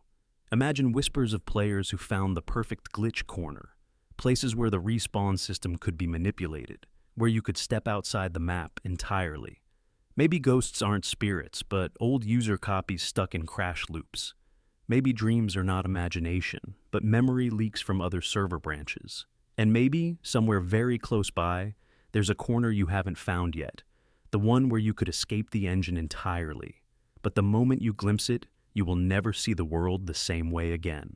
What if everything you see in the night sky is not vast and infinite, but contained inside a shell? Imagine the Moonshell Realm, where planets drift gently within the hollow interior of an unimaginable sphere, and every star you've ever wished upon is just a tiny puncture, holes in the shell where distant blinding light seeps through. Scientists exploring the holographic principle already suggest that our universe might be a projection from a surface we cannot directly perceive. Now imagine a reality where the entire cosmos curves inward, where gravity is not a pull toward an endless abyss, but a gentle push toward the center of a hidden world. The dark sky would not be a window to forever. It would be a textured ceiling, fragile and secret. Perhaps black holes are fractures in the shell, swirling holes where existence leaks out. Perhaps the distant glows of galaxies are only brighter tears, places where the great moonshell thins. In this realm, exploration would mean traveling inward, not outward. The farther you go, the more you might realize the stars are closer than they seem, stitched carefully into the shell's curved skin. Ancient myths spoke of firmaments and crystal spheres. Maybe they were remembering truths we forgot. In the Moonshell Realm, every astronaut, every satellite, every dream of touching the stars would be a journey not into the vast unknown, but toward the limits of our prison. And somewhere, just beyond the shell, something waits, watching the lights flicker and dance, waiting for the cracks to spread. Imagine a world where every word spoken weaves itself directly into the bones of reality. What if, in the language world, speech was not communication, but creation? Speak mountain, and stone erupts from the ground. Whisper river, and water tears a canyon through barren plains. But lie, and everything collapses. Structures crumble, landscapes fracture, and the air itself mourns the falsehood. Scientists exploring information theory propose that reality might not be fundamentally material, but informational. Meaning could be the true foundation of existence. In the language world, this principle is stripped bare. Words are sacred tools and deadly weapons. A careless sentence can summon storms. An argument can fracture cities. Truth stabilizes. Lies corrupt. Children are taught sacred languages to build and heal, while forbidden tongues are locked away, lest they unravel the world itself. In our own reality, experiments in quantum mechanics hint that observation, interpretation, shapes outcomes. Here, The act of naming becomes a force more real than gravity. Imagine the burden. Every joke, every whisper, every sigh has weight. A broken promise might topple mountains. A careless insult could poison the rain. Yet, in careful hands, speech could birth miracles. Gardens of crystal, stairways of light, oceans of living dreams. In the language world, your voice is your destiny. Your truth is your power, and every word you utter either builds a future or tears it beyond repair. What if phones didn't just connect people, but timelines? A universe where every call carries not just voices, but echoes from the future or fragments of the past. In the call through time plane, a wrong number isn't just a stranger. It's yourself, years away, calling blindly through the folds of existence. Imagine waking up there. You dial your best friend, but the voice on the other end is older, heavier, warning you of mistakes you haven't made yet. You misdial a pizza place and hear a terrified whisper pleading with you to remember something you won't understand for decades. Your own number flashes on your caller ID late at night, and when you answer, no words come, only the trembling silence of your future self. Listening back, desperate for you to recognize them. This isn't pure fantasy. In our world, physicists have seriously explored the possibility that information might travel backward through quantum entanglement. Particles seem to influence one another across time as well as space. If consciousness too could ripple backward, maybe a device tuned the right or wrong way could catch echoes not just from other places, but other moments. In the call through time plane, grief could bleed backward to comfort the living. Hope could arrive years before it's needed. Lonely people might hear their own laughter from futures they haven't yet reached. Lost loves might hum over dead phone lines. And sometimes, a warning too late might still change everything. Because even a fragment of the future, misunderstood, could shape everything it touches. Maybe you've already answered a call from yourself. One you don't remember. Maybe that strange dream, that forgotten number, that sharp gut feeling wasn't chance. Maybe the life you're living now isn't the first version, but the one you saved by listening once to a voice you thought was a mistake. Imagine a world where luck isn't just superstition, it's science, a measurable, charted force that bends reality itself. On the probability collapse Earth, every roll of the dice, every meeting of eyes, every heartbeat is shaped by invisible tides of fortune so tangible they can be calculated, bottled, or stolen. In this world, casinos aren't entertainment, they are temples. Vast sanctuaries where probability is worshipped and weaponized. The lucky are revered, treated like walking miracles. Their touch blesses crops, their presence turns failing markets into golden empires. Entire cities rise or crumble based on the gravity of a single gambler's fate. Children are tested early, their probability fields scanned, analyzed, ranked. If they pulse with fortune, they are celebrated, trained, protected like rare artifacts. If they fail, if their probability collapses into misfortune, they are quietly sent away. Some vanish into isolated communities where their bad luck cannot infect the prosperity of the chosen. Others disappear into myths, ghost stories whispered to frightened dreamers. Science there doesn't just study matter, it studies the river of chance itself. Engineers design buildings balanced on razor-thin probability curves. Pilots navigate gravitational storms based on the calibration of their luck. Marriages, treaties, even wars are brokered not by politics, but by sacred dice rolls conducted in solemn ceremony. In the probability collapse, Earth, hope is quantified, despair is charted, and destiny isn't earned by work or virtue, but by the merciless spin of cosmic dice coded into your blood at birth. And somewhere in that glittering, merciless world, a child cursed with endless bad luck dreams, aching for a place where chance doesn't decide whether they are allowed to exist at all. What if the timeline of your life wasn't random, but pre-written in the structure of ancient symbols? Imagine living in the tarot timeline, a universe where existence itself unfolds like a deck of cards shuffled at your birth. Every soul moves step by step through the major arcana, the fool's innocence, the magician's ambition, the tower's collapse, death's transformation, the star's hope. Everyone knows their next card. It is revealed at moments of deep transition, whispered in dreams, etched into the clouds, reflected in glass. No matter how you struggle, you cannot skip a card. You cannot rush. You cannot hide.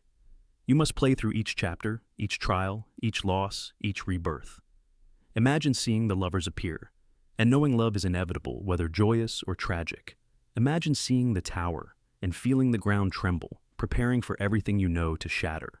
Some cards bless you, some cards break you, some cards kill you so you can be reborn. In this world, free will becomes interpretation. You cannot choose the next card, but you can choose how you meet it. Communities gather not around wealth or power, but around card sequences. The Empress's nurturers, the Hermit's wanderers, the Moon's dreamers. Wars are fought between groups trapped in reversed cards, desperately trying to change their destinies. Imagine the deep loneliness of carrying the hanged man, the electric terror of seeing judgment loom ahead. And yet, even here, there are whispers that sometimes someone draws a blank card. A card no one remembers, no one explains. A card that rewrites the deck. Maybe that card is still out there, waiting for someone willing to break the tarot timeline forever. What if emotions didn't just stay inside us, but shaped the very weather around us? Imagine a world where every feeling stirs the skies. Sorrow brews raging storms. Joy stirs playful breezes. Anger hurls lightning through black clouds, and grief splits the ground with violent earthquakes. In this emotion weather world, the atmosphere would not just respond to heat or pressure, but to hearts. Scientists already know that emotions influence the body's electromagnetic field and can even subtly affect nearby biological systems. Stretch that further. What if collective emotions could ripple outward, stirring atmospheric currents, bending tectonic plates, and painting the sky with moods made real? Cities might learn to regulate their emotional climate, broadcasting waves of calm during hurricanes of fear.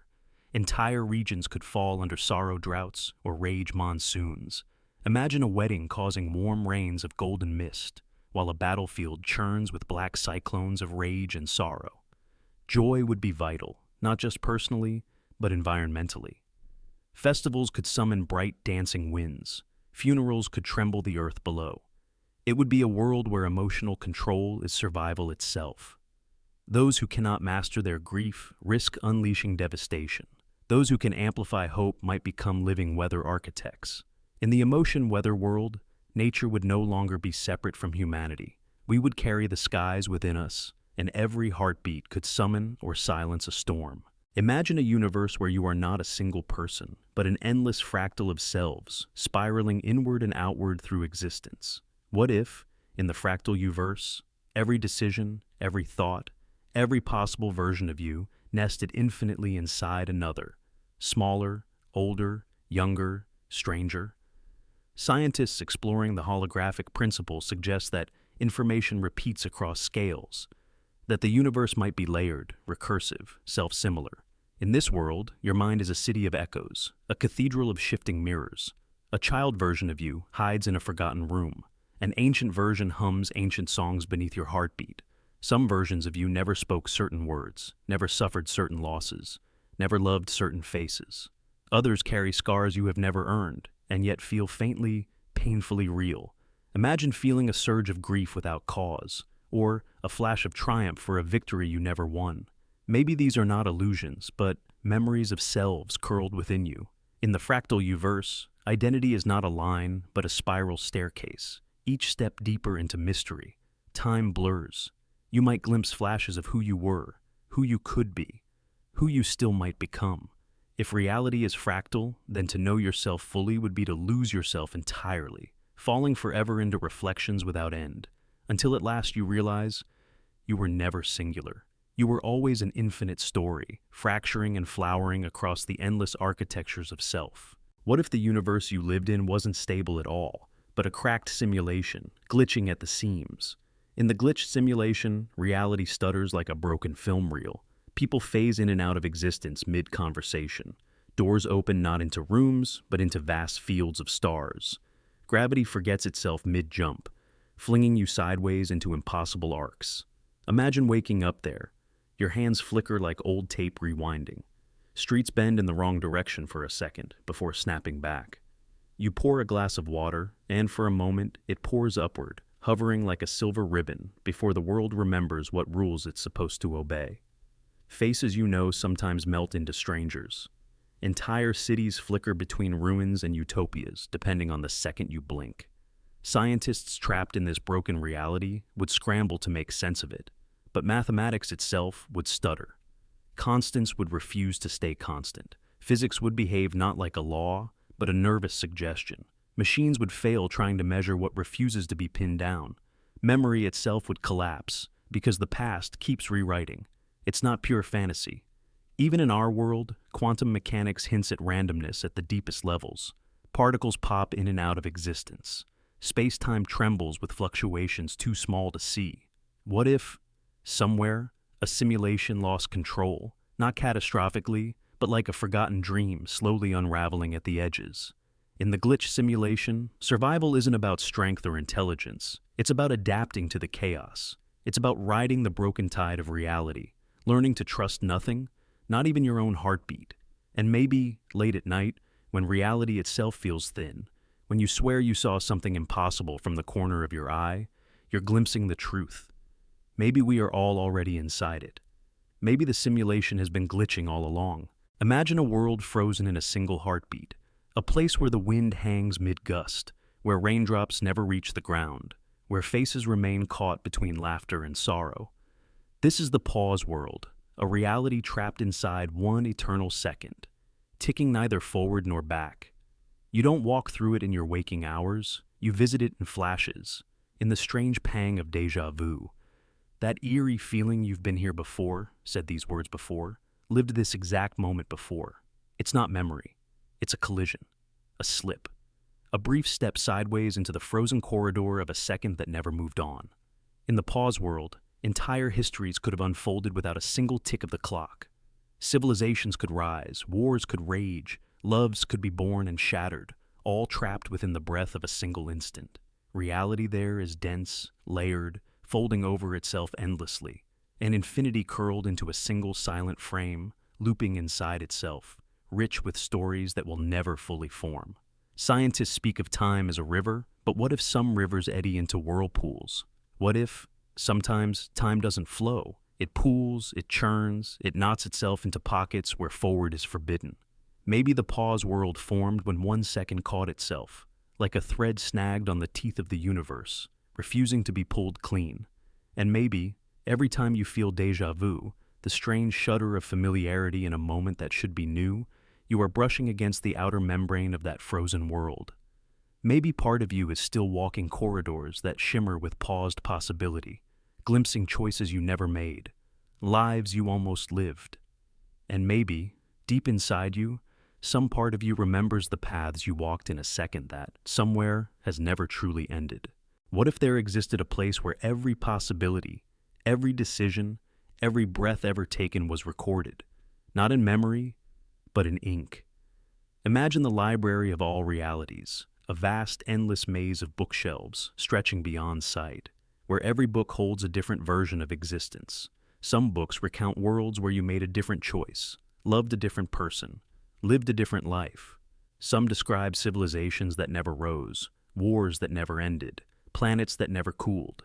Somewhere in this labyrinth is a book that tells your story, word for word, breath for breath, up to this exact moment. You could read your life like a novel, feeling the chill of each true memory unfold in its pages. But once you reach the present, the next page is blank, quivering with infinite futures you haven't chosen yet. Every decision you make begins writing the next sentence in real time. Imagine the unbearable temptation to search for the books that show what would happen if you turned left instead of right, if you said yes instead of no. Some travelers go mad wandering the aisles, lost between selves they could have been. Some find books written in languages they once knew in lives they barely remember. In this place, even forgotten dreams and discarded possibilities are cataloged, waiting like fragile whispers on dusty pages. Imagine finding a book that ends your story halfway through, or worse, a book that omits your name altogether, as if you had never existed. Some say the library is infinite, others that it is growing, word by word, breath by breath, with every new choice you make. And yet, within this impossible archive, the greatest mystery is not what has been written, but who or what is still writing your story, waiting patiently for you to turn the next page. What if there was a world where time flowed in reverse, where where you live every moment backward, but your consciousness remembers the future? Imagine opening your eyes at the moment of your death, your last heartbeat echoing across the stream of reverse time. Each memory is prophecy. You recall your first smile before you learn to cry, envision friendships before you ever meet, and foresee childhood joy long after it has slipped away. Scientists studying the thermodynamic arrow of time know that at the quantum level, physical laws are symmetric, yet the everyday world marches forward with unstoppable momentum. In this rewind world, causes precede effects, and life unfolds as a graceful unlearning. You release burdens before you carry them, dissolve relationships before you forge them, and unlearn wisdom before acquiring it again. Birth is death, and death is birth. A cycle rewound like a film projected backward. The human mind becomes a prophecy machine, reading life's script in advance. Imagine knowing every mistake before you make it, yet powerless to change the rewind. In this reverse existence, your future past is your refuge, and your past future the mystery you chase. Somewhere beyond the forward march we know, a life lived backward awaits those brave enough to remember tomorrow. In such a world, milestones unravel before they arrive. You graduate, then attend classes, you lose a loved one, and then you meet them again, as if healing your heart backwards. Even experiments yield results before you design them. Every life becomes an epic poem recited in reverse, each day a verse fading into prelude.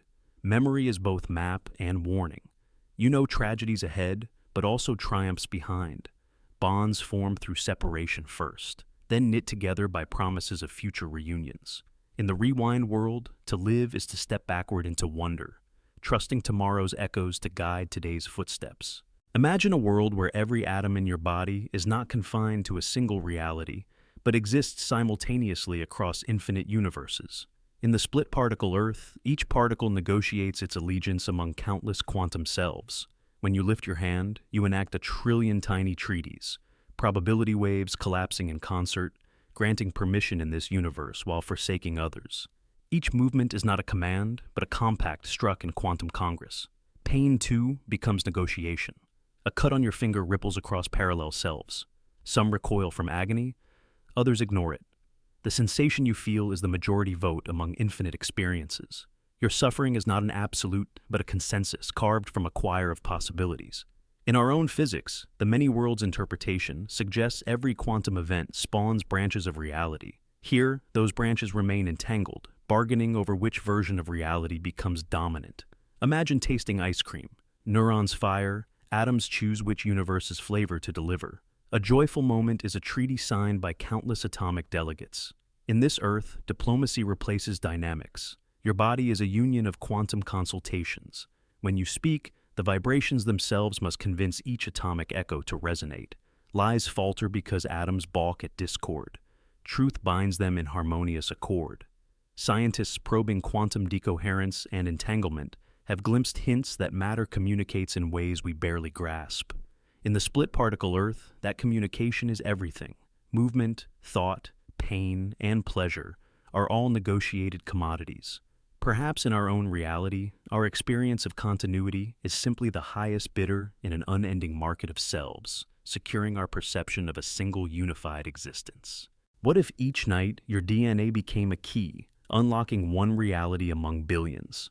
In the DNA-based reality selector, every genome variant maps to a different world you visit when you sleep. Your genes aren't just biological instructions, they're cosmic passports. Imagine drifting off and waking in a world shaped by your ancestral code. With a gene variant linked to high melanin, you might find yourself in a world of perpetual twilight where shadows carry stories. If your genes predispose you to cold tolerance, you wake in an ice-covered realm with skies ablaze in auroras. People like you, with similar DNA, roam that world, speaking dialects coded to your chromosomes. Scientists have sequenced the human genome and discovered tiny genetic markers, SNPs, that correlate with diverse traits. What if those markers also align with quantum probabilities, selecting a universe tuned to your molecular makeup? Epigenetics shows your environment can switch genes on and off. In this model, even your mood could fine-tune which world you slip into, a stress-induced selection pulling you into harsh realities, while calm genes guide you to utopias. But some worlds never let you leave. a reality where your DNA mutates to adapt endlessly, tethering you forever. Dreamers become prisoners of their cells. The line between nightmare and destiny blurs. Those trapped report fragments of memory, seeping between sleeps, a mosaic of universes clawing at consciousness. Next time you close your eyes, remember, you are more than your body. You are the sum of genetic choices made eons ago, and the architect of which worlds you will awaken in. And some of those worlds will never let you go. Your sleep becomes the greatest journey, engineered by evolution to explore the multiverse. Imagine a world where you are born wearing invisible gloves, extensions of yourself forged from the fabric of other timelines. In the glove reality, every child arrives with quantum-entangled gauntlets wrapped around their palms, granting abilities impossible by our laws.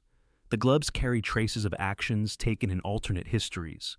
One pair might manipulate gravity, another bend light, another sense echoes of futures yet to occur.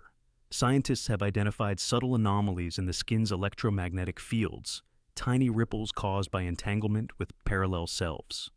Functional MRI scans reveal dormant neural pathways that ignite when glove abilities awaken. Children learn to master their gifts in schools where physics is taught alongside ethics, and where gloves are neither tools nor toys, but living legacies of who they might have been. You once felt your gloves in a dream, a tingling warmth like stardust sliding across your fingertips, a whisper of strength as you lifted an invisible weight with a thought. You woke startled, convinced it was only imagination, until you discovered bruises on your bed, small circular marks matching gauged pressure points. Life with gloves can be wondrous or terrifying. A surgeon with precision blades of light in their grasp can save lives you never dreamed possible.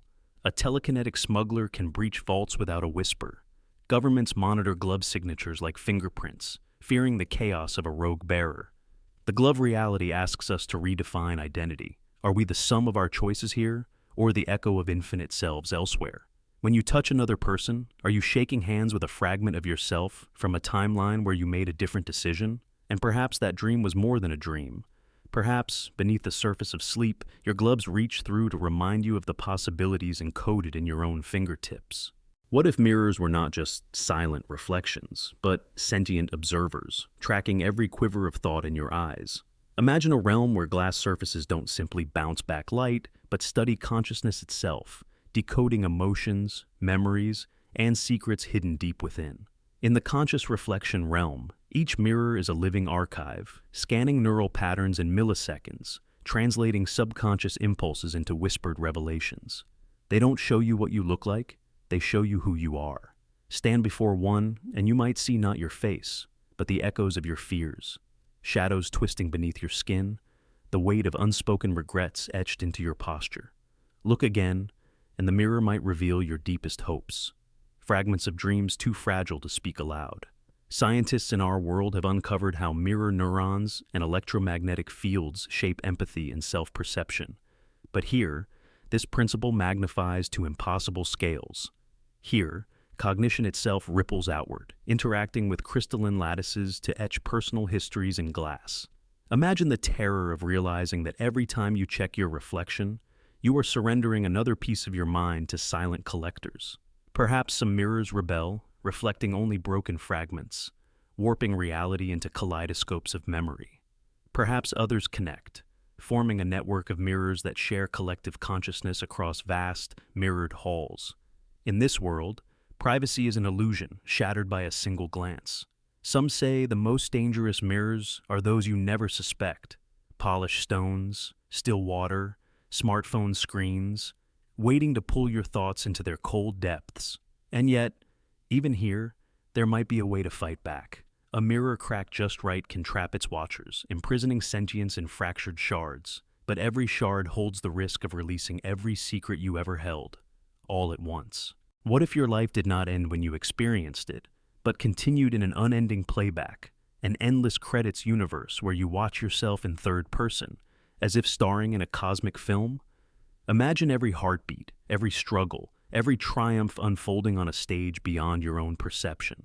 In this reality, observers from distant realms tune in across quantum-entangled channels, projecting commentary from beings you'll never meet.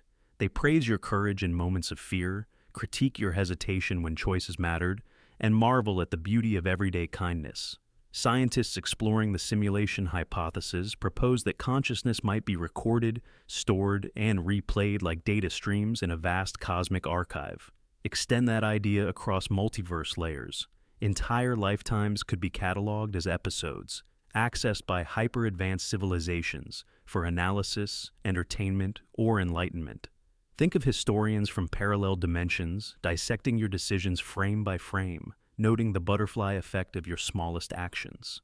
Imagine seeing your adolescence dissected by alien scholars who debate what sparked your empathy, or watching your final moments as an abstract epilogue narrated by intelligences grounded in laws of physics you cannot imagine. In the endless credits universe, privacy dissolves, but the legacy endures. Your actions echo across realities you cannot fathom. Perhaps one day you'll tune in yourself, scanning the scrolling names of every choice you made, every path you took or abandoned.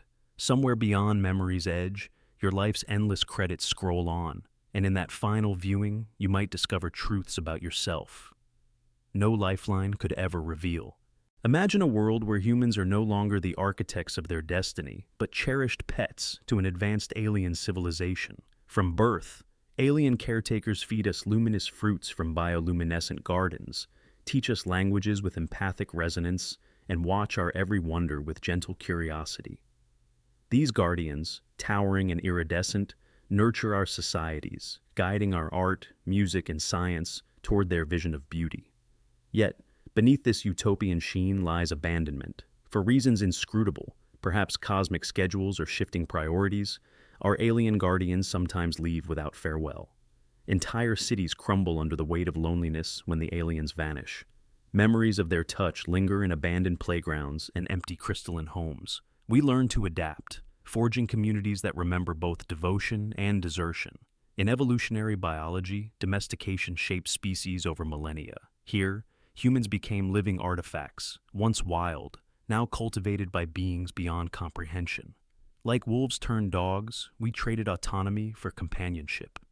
Scientists studying xenobiology suggest that a galaxy-spanning species might guide lesser intelligences. Our drive for bonds makes us ideal companions.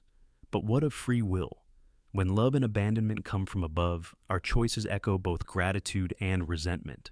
In our own history, patronage built temples and philosophies. Imagine that on a cosmic scale, benevolent rulers whose motives remain mysterious, capable of inspiring or haunting. Perhaps our greatest story is written between alien arms, moments of wonder and betrayal woven into our evolution. And perhaps, when you feel that ache of longing, it's the echo of an extraterrestrial caretaker who once cradled your mind in theirs. Imagine a reality where your emotions are not reflections of your life, but the outcome of cosmic roulette. Welcome to the Emotional Rollerverse, a universe where every dawn deals you a new mood, chosen at random. Grief, joy, rage, no reason, no trigger. Just the spinning wheel of probability shaping your inner world. Some mornings you wake steeped in sorrow, tears pooling for memories you never had. Shoulders heavy, you wander as if weighted by unseen anchors. Without warning, the sun rises and you feel hollow. Grief's echo ringing through veins. The cause is not loss, it is the law of chance. Other days, you explode with euphoria. Laughter without cue, you dance on pavement, fight back tears of joy. Friends ask why you shine, and you shrug, uncertain why the world sings in your bones. Sometimes rage floods you. You strike pillows, roar at walls, heart pounding a furious drum. The anger has no victim. It is simply the wheel landing on crimson fury. Science there studies probability as a force. Neurochemists chart randomness in neurotransmitter release. Physicists measure quantum fluctuations in brainwaves. Emotions become variables in a grand equation. Chaos theory, writ upon synapses. Imagine coping with a breakup one day, only to find your heart elated the next, without healing or hope, just the outcome of chance. Or celebrating a triumph while your future crumbles beneath silent dread. Empathy, creativity, conflict, they all become products of a die roll in your head. Living in the emotional rollerverse means surrendering to flux. You cultivate rituals to anchor yourself, mindfulness to ride waves, art to record sudden crests of feeling, community to share unpredictable tides. And perhaps, in that strange realm, you learn that life's meaning resides not in stable emotion, but in the courage to feel whatever falls next. What if everything you perceive is nothing more than an endless projection radiating from a single point, your consciousness? Imagine a universe where space itself collapses into the self, where every mountain, star, and distant galaxy stretches away from one awareness, you. In the pinpoint reality, there is no external world. The cosmos springs from your existence like ripples on a pond whose source is your soul. Neuroscience shows perception arises from tiny neural firings that construct entire worlds from sparse signals, wiring your senses into a seamless illusion. Here, that principle scales to cosmic proportions. Each thought becomes a galaxy, each emotion a nebula. Gravity, light, and time bend at the horizon of awareness, curving outward into an infinite tapestry woven by observation. You are not in the universe. The universe is in you. As you intend, reality materializes where attention lingers, and everything beyond dissolves into a haze of potentiality waiting for your gaze. Physicists exploring the quantum observer effect reveal that every act of measurement collapses waves of possibility into concrete form. You feel weight where you expect gravity. You see color when you focus. The world exists only where you look. Perhaps that nagging sense of being the center of your story is not vanity, but a glimpse of this deeper truth. Maybe when you close your eyes, nothing remains because your universe needs your awareness.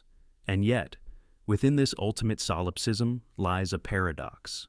Your consciousness pulses through the cosmic web it sustains, each heartbeat rebooting infinity. Yet, that heartbeat is the lone tether binding you to being. In the pinpoint reality, to lose consciousness is to erase existence itself, and to awaken is to summon the universe back. What if there was a world where matter itself was music, each molecule a note in a cosmic symphony? Imagine bones humming with the deep resonance of calcified chords, hearts pulsing in perfect tempo, and skin vibrating with emotional harmonics. In the frequency flesh world, living beings become instruments, their thoughts and feelings composing living melodies. Scientists studying phonons know atoms oscillate at specific frequencies, carrying sound through solids. Stretch that principle to flesh and bone. Picture cities built from biocrystalline structures that refract and amplify mood. Joy shines as bright arpeggios through streets. Sorrow drapes buildings in low, mournful drones. Fear crackles like anxious staccato underfoot. Architecture would listen and respond, walls vibrating to calm unrest or amplify celebration, turning the entire planet into a living concert. Even death becomes a silence you can hear, a final rest where all resonance fades, leaving a hush so profound it echoes through the living tissues of those who survive.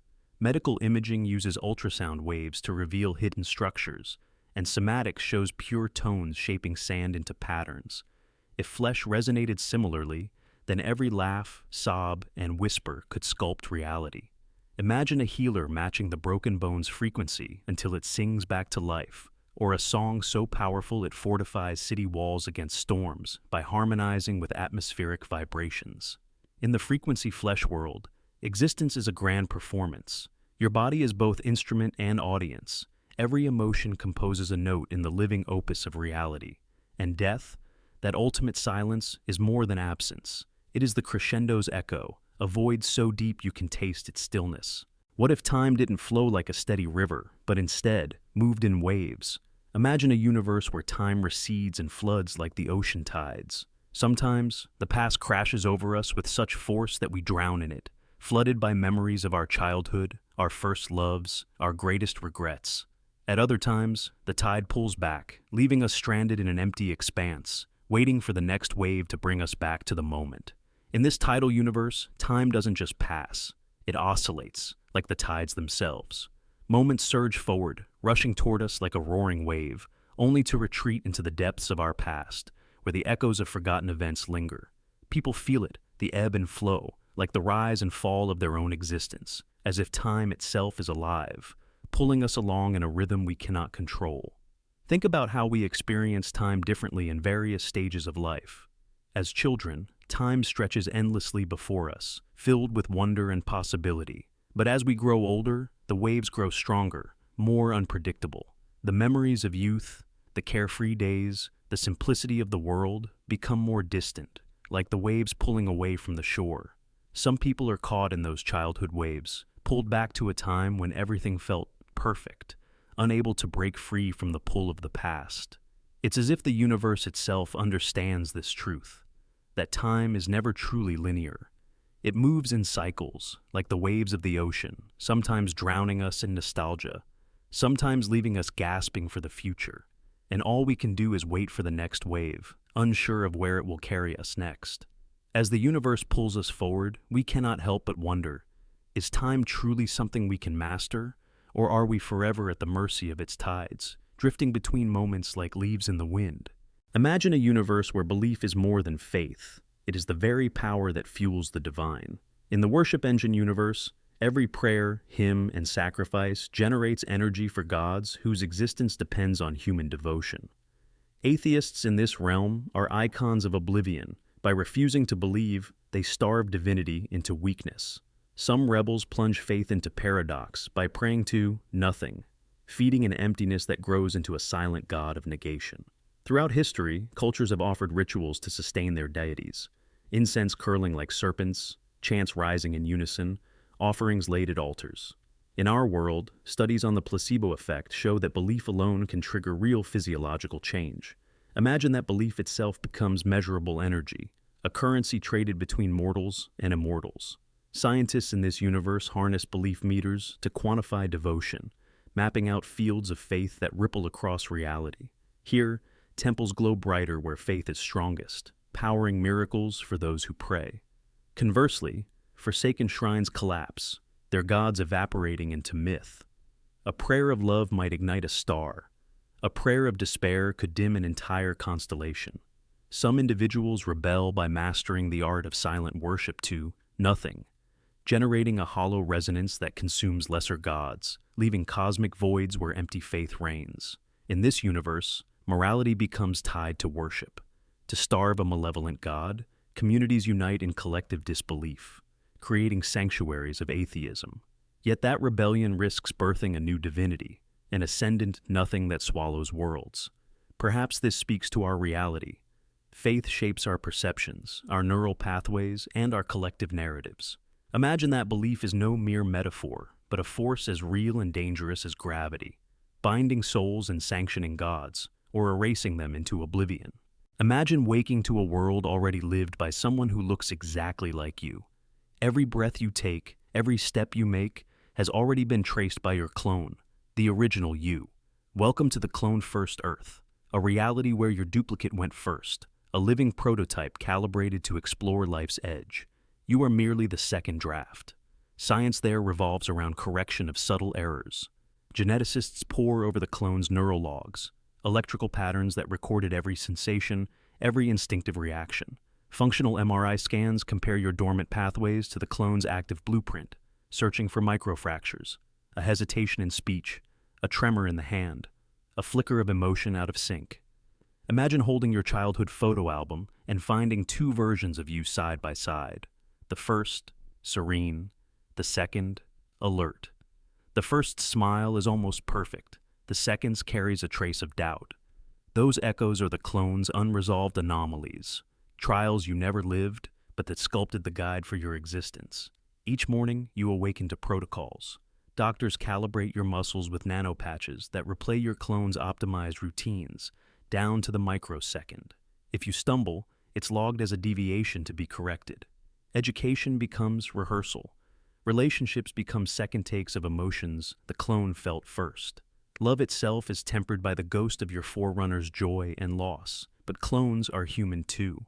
They carried the weight of first mistakes, heartbreaks that taught resilience, fears that bred courage.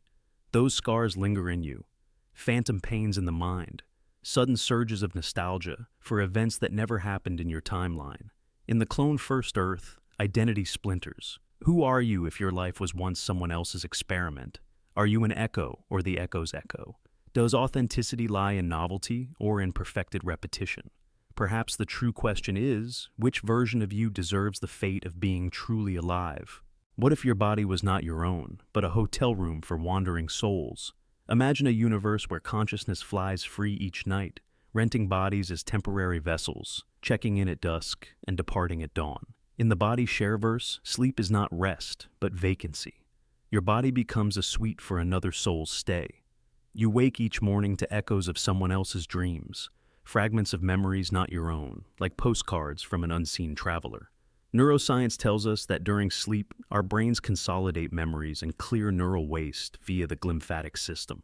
But here, this cleansing cycle expels one soul and invites the next, a perfect swap in the quiet hours. Imagine feeling a sudden urge to paint landscapes you've never seen, or tasting flavors you've never eaten.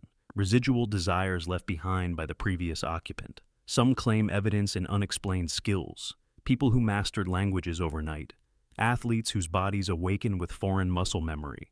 Perhaps this is why dissociative identity cases arise, fragments of past guests overlapping in one host.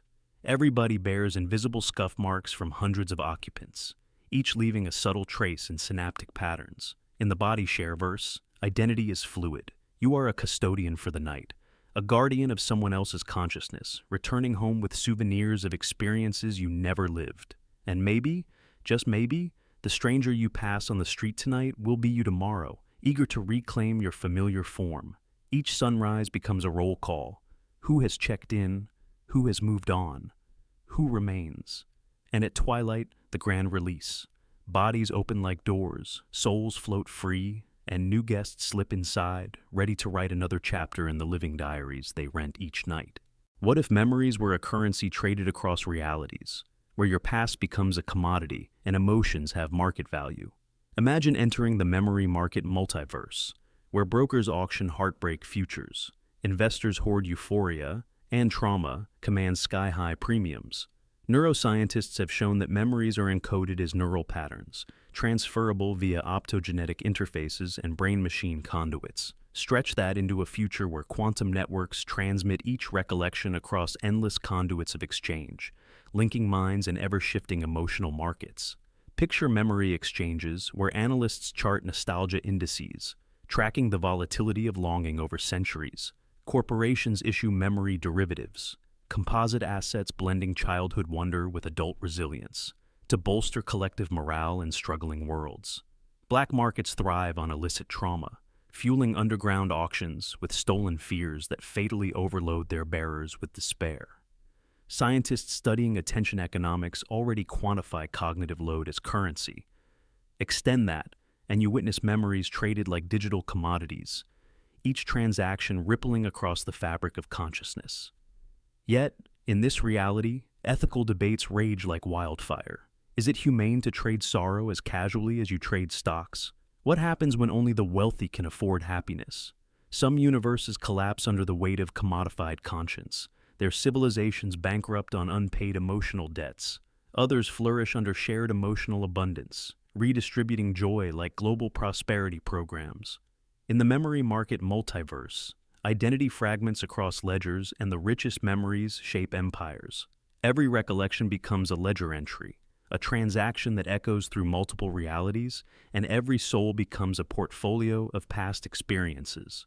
What if there was a universe with no form, no matter, only thoughts? Imagine a reality where everything, from the smallest interactions to the greatest battles, is fought not with weapons or force, but with the raw power of emotion and mind. There are no bodies to clash, no physical space to occupy. The air hums with the tension of thought, as minds collide and emotions surge like unseen waves. In this thought-only plane, emotions themselves become the weapons, the battlegrounds. Anger fuels destruction, love forms alliances, fear breeds weakness, and hope ignites resilience. Entire wars are waged, not through armies or technology, but through the intensity of feelings. The power of a single thought can shift the tides of fate, alter the course of history, or erase a lifetime of memories. It is a world where ideas have weight, where the very nature of existence is determined by what one thinks. Picture this: a soldier, not armored in metal, but armed with conviction. A commander who leads not through orders, but by creating a vision powerful enough to guide the hearts of their followers.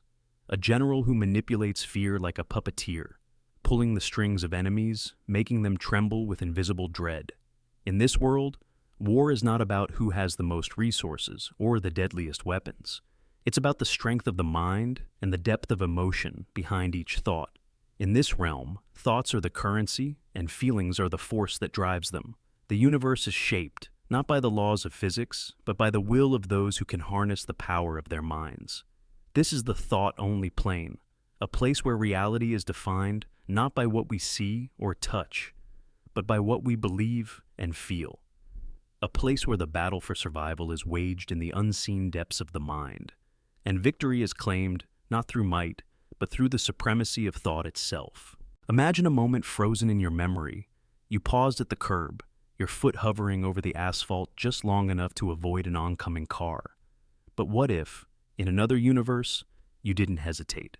In the One Step Left universe, every decision branches into parallel Earths where different versions of you live out alternate fates. Quantum physics suggests that each choice spawns its own reality, a universe where you never paused and everything changed. Consider the ripple effects. In this world, you survived to meet your partner years later, build a family, and inspire generations. Yet, in the branch where you stepped forward without stopping, that partner never existed. Perhaps someone else filled your place, sparking discoveries you never made. Like the butterfly effect in chaos theory, tiny shifts decide the emergence of hurricanes or entire civilizations. We chase déjà vu when life seems oddly familiar. Could that fleeting echo be a whisper from your counterpart in the One Step Left universe? Some neuroscientists believe our brains might detect subtle quantum overlaps, echoes of memories from selves we never were, shimmering beneath our conscious mind. Imagine societies devoted to near-miss histories, mapping every choice you nearly made and cataloging lives unlived. Libraries would swell with biographies of the you who never stopped, inventors of lost technologies, musicians of forgotten symphonies, activists who changed the course of history in silent branches. And perhaps, every time you pause, you feel the weight of infinite worlds pressing behind you, realms where courage or fear defined a life. They murmur that destiny is woven from the smallest moments, and each breath could be your chance to step into a new universe. Imagine a realm where every color you know is only a whisper of the full spectrum. In the unseen spectrum realm, light stretches beyond human vision into ultraviolet shimmers and infrared waves, X-ray hues and radio glows. There, the world is painted in frequencies you cannot conceive.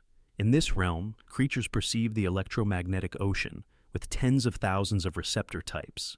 Butterflies map ultraviolet lace patterns on leaves. Beasts trace magnetic currents like earthly star charts. Beings sense thermal landscapes of living forms. Humans, by contrast, appear as outlines of dull gray. To them, you are colorless. This is not fantasy. Science reveals the tip of the iceberg. Birds see ultraviolet patterns invisible to us. Sensors detect infrared heat signatures. Detectors measure polarization. Were your vision equipped with extra cones, your brain could construct entirely new hues, colors carrying information, not just wavelengths. Sound too transcends human hearing. These beings listen to cosmic wind, interpret radio waves as melody, feel the subsonic rumble of tectonic heartbeat. To them, we whisper in darkness, our speech a faint note in their polyphonic symphony. Communication demands translation. Devices that shift ultraviolet into visible violet, convert radio pulses into rhythmic light. Travelers learn new senses, to taste sound as texture, to see warmth as color. Artists in the unseen spectrum realm wield invisible brushes, weaving ultrachrome murals that pulse with hidden energy. Galleries glow with ephemeral art, shifting shapes of pure frequency that carry emotion in shifting colors you cannot map, yet feel in your core. Visiting reveals how limited our senses are, to ponder the marvels forever unseen. In the unseen spectrum realm, reality is richer than any dream, a reminder that the universe is more vibrant than our senses allow. What if your life was not driven by choices, but by prophecies written before you existed? In the reverse oracle world, oracles don't predict the future, they shape it, and you exist only because it was foreseen. Imagine a realm where every birth, every encounter, every triumph and tragedy is documented in sacred scrolls before the first breath. Priests and seers gather in crystalline temples, reading verses that already name you, define your destiny, and summon you into being. Scientific minds here study retrocausality, how quantum entanglement and time-symmetric laws allow future measurements to influence past events. They point to Wheeler's delayed choice experiment, where particles seem to know how they will be observed and act accordingly, suggesting that observation itself collapses probability backwards. In this world, the Oracle's word is the collapse of infinite possibilities into a single thread. Imagine opening an ancient codex that describes your childhood, your first love, the moment you will falter and then rise. Every action you take is a self-fulfilling prophecy, scripted long before your neurons fire. Free will is an illusion carved by ink. Some rebel, tearing pages, hoping to rewrite their fates, but the scrolls restore themselves, impossible to change. Others embrace their prophecies, living as reflections of words inscribed by unseen hands. Philosophers argue that consciousness itself ripples through time, anchoring reality at the moment of oracle. Every reading reboots existence, each prophecy folding futures into the cradle of the past.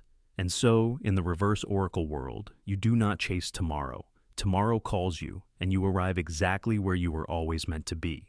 What if there was a universe held together by a puzzle beneath reality, a single law missing, long forgotten, and nobody knows which one? Imagine opening your eyes each morning to find space subtly misaligned, light bending at impossible angles, clocks skipping random beats, and the ground shuddering with silent fractures. Physicists have long sought a theory of everything, a unified framework binding gravity to quantum mechanics. Each candidate law, conservation of energy, symmetry of time, quantum entanglement, acts like a piece in a cosmic puzzle. But what if one essential piece is lost? In the Missing Puzzleverse, foundational equations wobble, causing reality's patchwork to fray at the seams. Errors accumulate. Chemical reactions go awry. Water sometimes boils in reverse. Metals crystallize into impossible lattices. Celestial bodies trace jagged orbits, defying Newton's laws. Biology falters.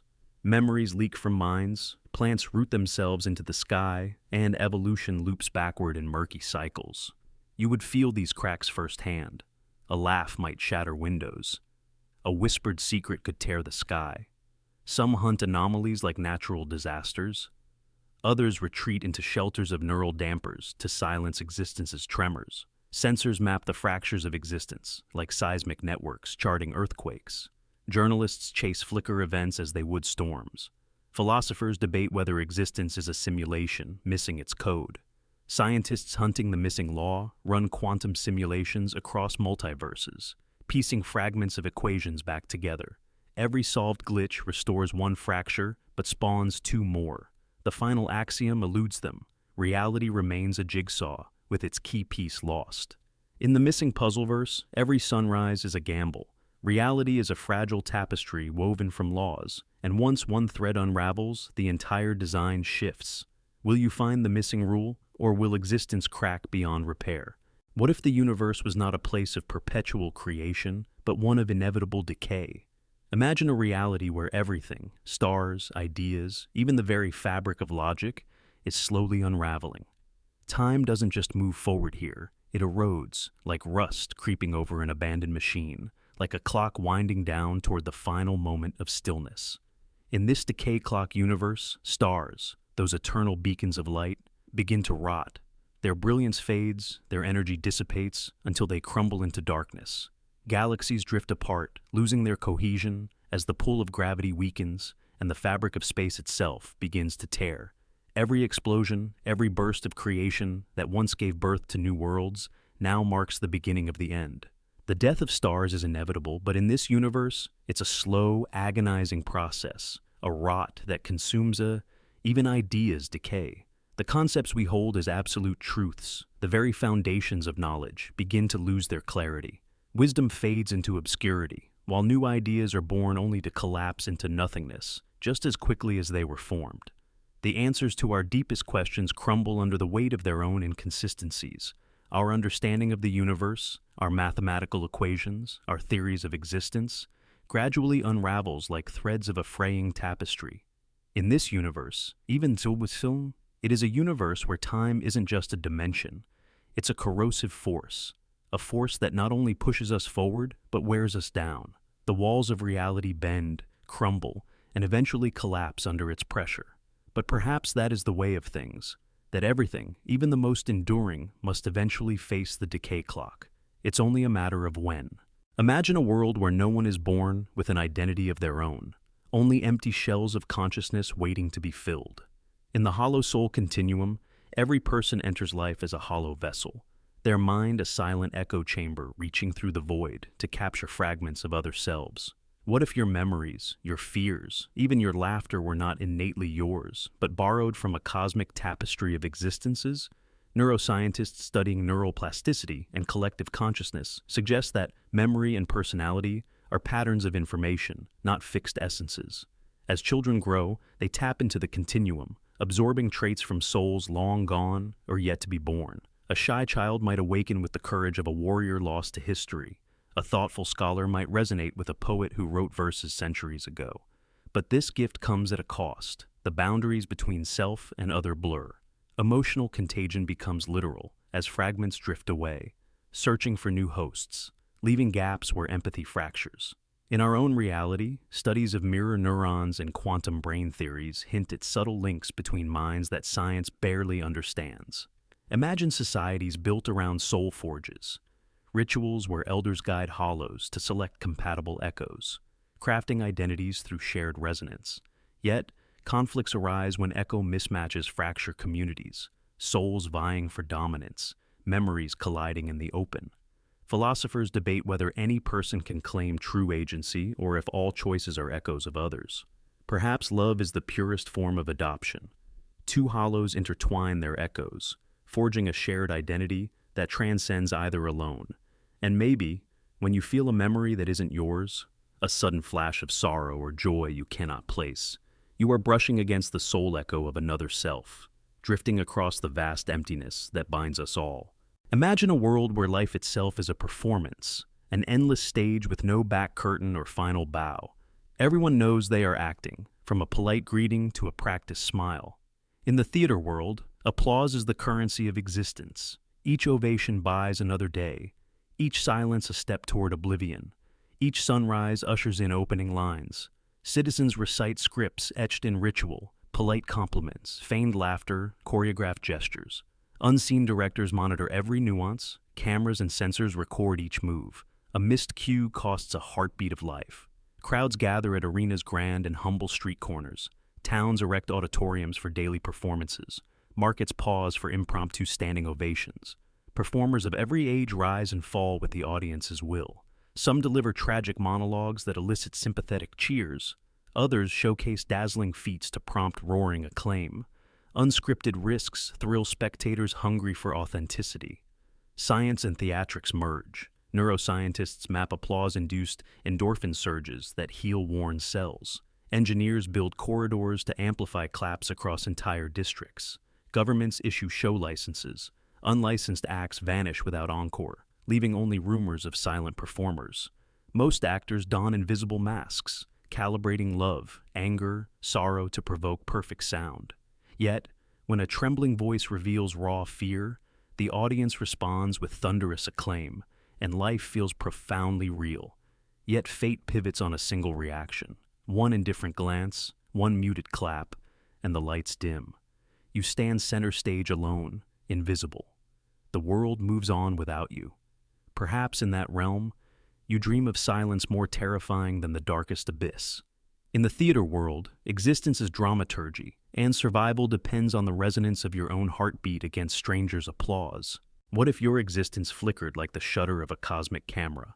Imagine a universe where reality only manifests in brief pulses, each moment alive for a vanished instant before dissolving into darkness. In the Flash universe, the world operates at an unimaginable frame rate, a cascade of isolated instants, separated by voids of absolute silence and blackness. Scientists here study the flicker fusion threshold, the point at which discrete flashes merge into perceived motion. But in this realm, the threshold never fully blends. Consciousness itself must bridge the gaps, stitching flickers into a fragile tapestry of experience. Neuroscientists trace the phenomenon to cortical oscillations, alpha, beta, gamma waves that gate perception, revealing that your consciousness may already pulse in discrete packets. Trees, oceans, and faces appear only in mid-blink, then blur into void. Conversations become staccato exchanges of sound and absence, voices punctuated by deafening silence. Memory acts as the tape runner, filling emptiness between flashes with narrative continuity and fear. Technology manifests as resonance helmets, devices that resonate brainwaves with ambient flashes, prolonging each moment's duration. The brave claim they glimpse ghosts in the darkness, echoes of lives lingering between frames, lost souls caught in spatial limbo. Philosophers argue this universe is a model of discrete time and quantum mechanics, where time itself is quantized, not continuous. Some seek to slow the tempo, to linger in each frame. Others chase ever faster flashes, grasping at eternity in each burst of light.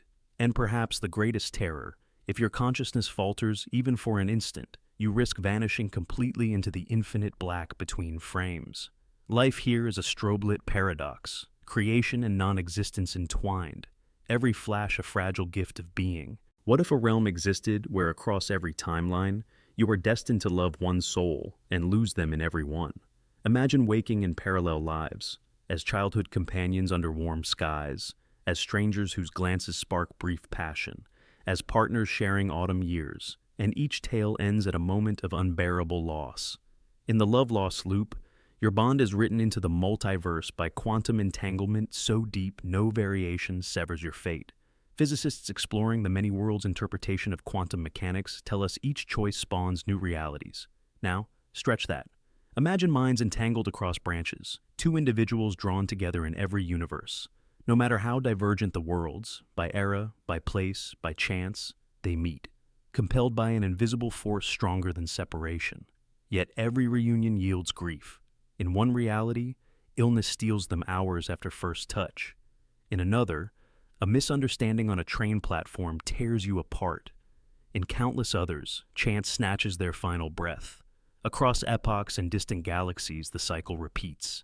Love ignites, then falters, then dies. Your mind carries echoes of futures you never lived, laughter and heartbreak in lives beyond your own. Neuroscientists show memory is a reconstruction, fragile and mutable. Here, each memory transcends brains, forming a shared archive of joy and grief across realities. Philosophers debate if love is measured by endurance or by its inevitable end. Here, both are true. In the love-loss loop, to live is to love and to mourn without end. Every tear you shed resonates like a wave through the multiverse, shaping the next cycle of your story. And yet, with each new life, hope flickers. The faint possibility that this loop might break, granting you the chance to hold on or to forge a new destiny. What if inside every person's mind lies an entire dimension? Imagine that, within the confines of your skull, an entire universe exists, one that is shaped by your thoughts, emotions, and experiences. You are not just a body walking through space-time. You are walking space-time itself, a vessel for infinite possibilities, a gateway to endless dimensions that unfold in the intricate folds of your consciousness. Each thought you have sends ripples through this inner universe, affecting the fabric of its existence, just as the smallest event can alter the course of your life. In your mind, galaxies of memories form and dissolve, stars of ideas are born and burn out, and the gravitational pull of emotions bends the very structure of this mental dimension. Every decision you make creates a new path, a new reality within the infinite landscape of your thoughts. Think of the brain as a vast cosmos, with neurons and synapses acting as the stars and planets, each firing and connecting in patterns that shape the reality you experience. Every action, every moment of awareness causes ripples across this mental universe, where time doesn't pass in a straight line, but is woven in spirals and loops, constantly bending and shifting in response to your mind's gaze. You are not just perceiving the world, you are shaping it, creating it, bending it to your will, all within. In this theory, you are more than just a passenger in the universe. You are the creator of countless worlds, all contained within the folds of your brain. And just as the universe around us is infinite, so too is the universe inside you, ever expanding, ever shifting, a reflection of the boundless possibilities of consciousness itself. Imagine a realm where infinity exists only within a box, a confined endless loop you can never escape. What if your life, every sensation, every choice, is trapped inside a perfect circuit that folds back on itself? In physics, closed time-like curves describe paths where time loops.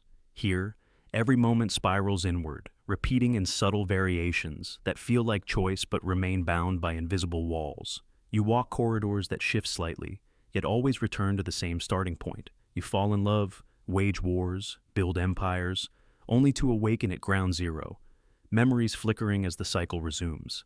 Mathematicians studying the Poincaré recurrence theorem know that in a finite system, states recur close to previous configurations.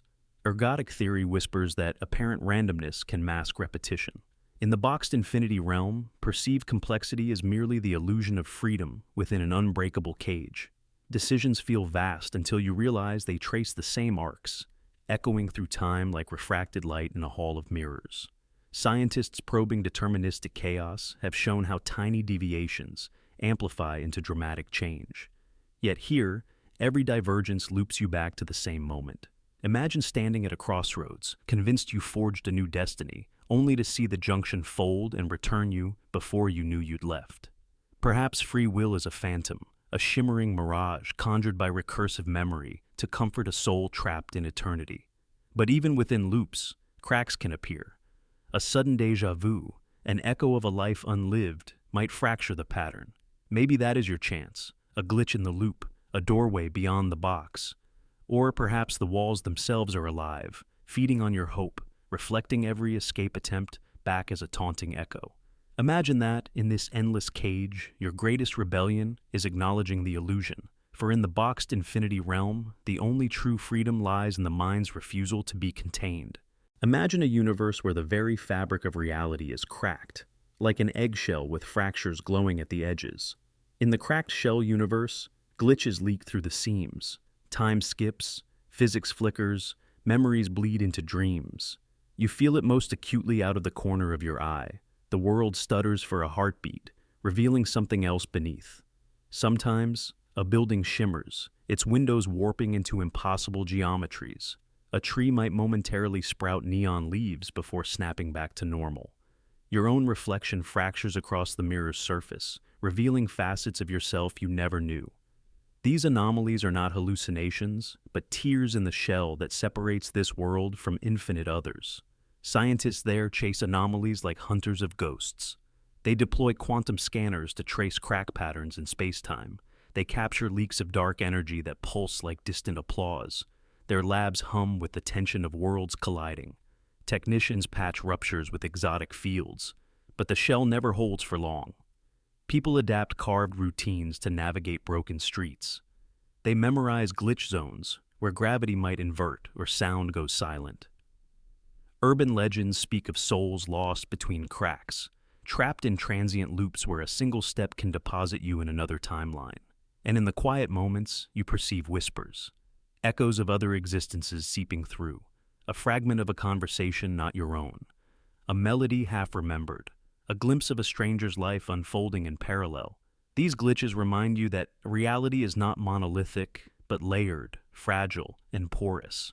Living in the cracked shell universe is to accept impermanence at every heartbeat, to marvel at the cracks where possibility leaks through, and to wonder how long until the shell gives way entirely and you step beyond the edge of everything you ever knew. What if time itself expanded beneath your feet, stretching each day to 25 hours? Imagine a cosmos known as the 25-hour Timeverse, where cosmic rhythms slow and clocks bleed extra minutes into reality. At first, the gift of an extra hour feels like liberation, more time to work, to rest, to love. But this extension carries a hidden cost. Your mind ages faster than the world around you. Neuroscientists study how altered circadian cycles impact the suprachiasmatic nucleus, the brain's master clock. But here, those cycles warp so severely that neural pathways accelerate, compressing memories into phantom echoes of events that never happened. You may vividly recall waking at dawn to soft rain, yet the sky remained cloudless. You might relive a conversation never spoken, or feel the sting of loss for a friendship that only existed in your overworked synapses. Chronobiologists point to experiments with mitochondrial decay, showing that time perception influences cellular aging. And in the Timeverse, this effect amplifies. Telomeres shorten as your subjective hours accumulate faster than objective ones, leaving the body frail before the world around it shows its age. Societies adapt by mapping subjective years alongside solar calendars, Yet individuals grow haunted by fractured timelines, unable to trust their own memories. Artists compose symphonies in the extra hour, only to forget each crescendo upon sunrise. Lovers reunite in stolen minutes, then mourn over phantom partings. Some build lucid day diaries, rigorous logs to anchor memory, while others abandon sleep entirely, fearing the nightly crawl of accelerated subconscious. In this timeverse, the line between reality and recollection blurs until every moment feels both infinite and fleeting. And perhaps the greatest paradox, you possess more time than ever, yet you can never be sure which hours are yours and which are ghosts of a day that never was. What if stress didn't just affect your mind? It split your being in two. Imagine the genetic split realm, where under acute pressure each person fractures into twin selves, one to endure and move forward, the other to vanish into the ether. On a battlefield, a soldier's heart pounds as shells explode. At peak terror he divides, one version pressing on, the other dissolving into memory. Scientists studying cellular mitosis and psychosomatic response observe how extreme stress triggers latent genetic pathways. Here, those pathways amplify. Neurotransmitters flood the brain, activating a quantum biofeedback loop that physically bifurcates consciousness and flesh. Your split self isn't a clone, it is you, identical in thought and feeling. One self carries the weight of tomorrow, while the other fades to safeguard your legacy. Consider everyday pressures: a parent witnessing a collapse, a student desperate before exams, an explorer lost in a storm. At those critical points, your being snaps in two. Survivors recall fleeting déjà vu, as if half still waits in an unresolved moment. Each split carries an emotional toll unimaginable in our world. Philosophers debate: are you the one who perseveres or the one who fades? Is your vanished twin a casualty or a merciful release? Every division leaves scars beyond flesh. Memories bleed between selves, creating echoes that warp personal histories. Families form around survivors, unaware of silent tombs of their lost counterparts. Researchers hunt for genetic markers of bifurcation, powerless to prevent the inevitable fracture. In the genetic split realm, existence is fragile and resolute, defined by the ultimate cost of endurance.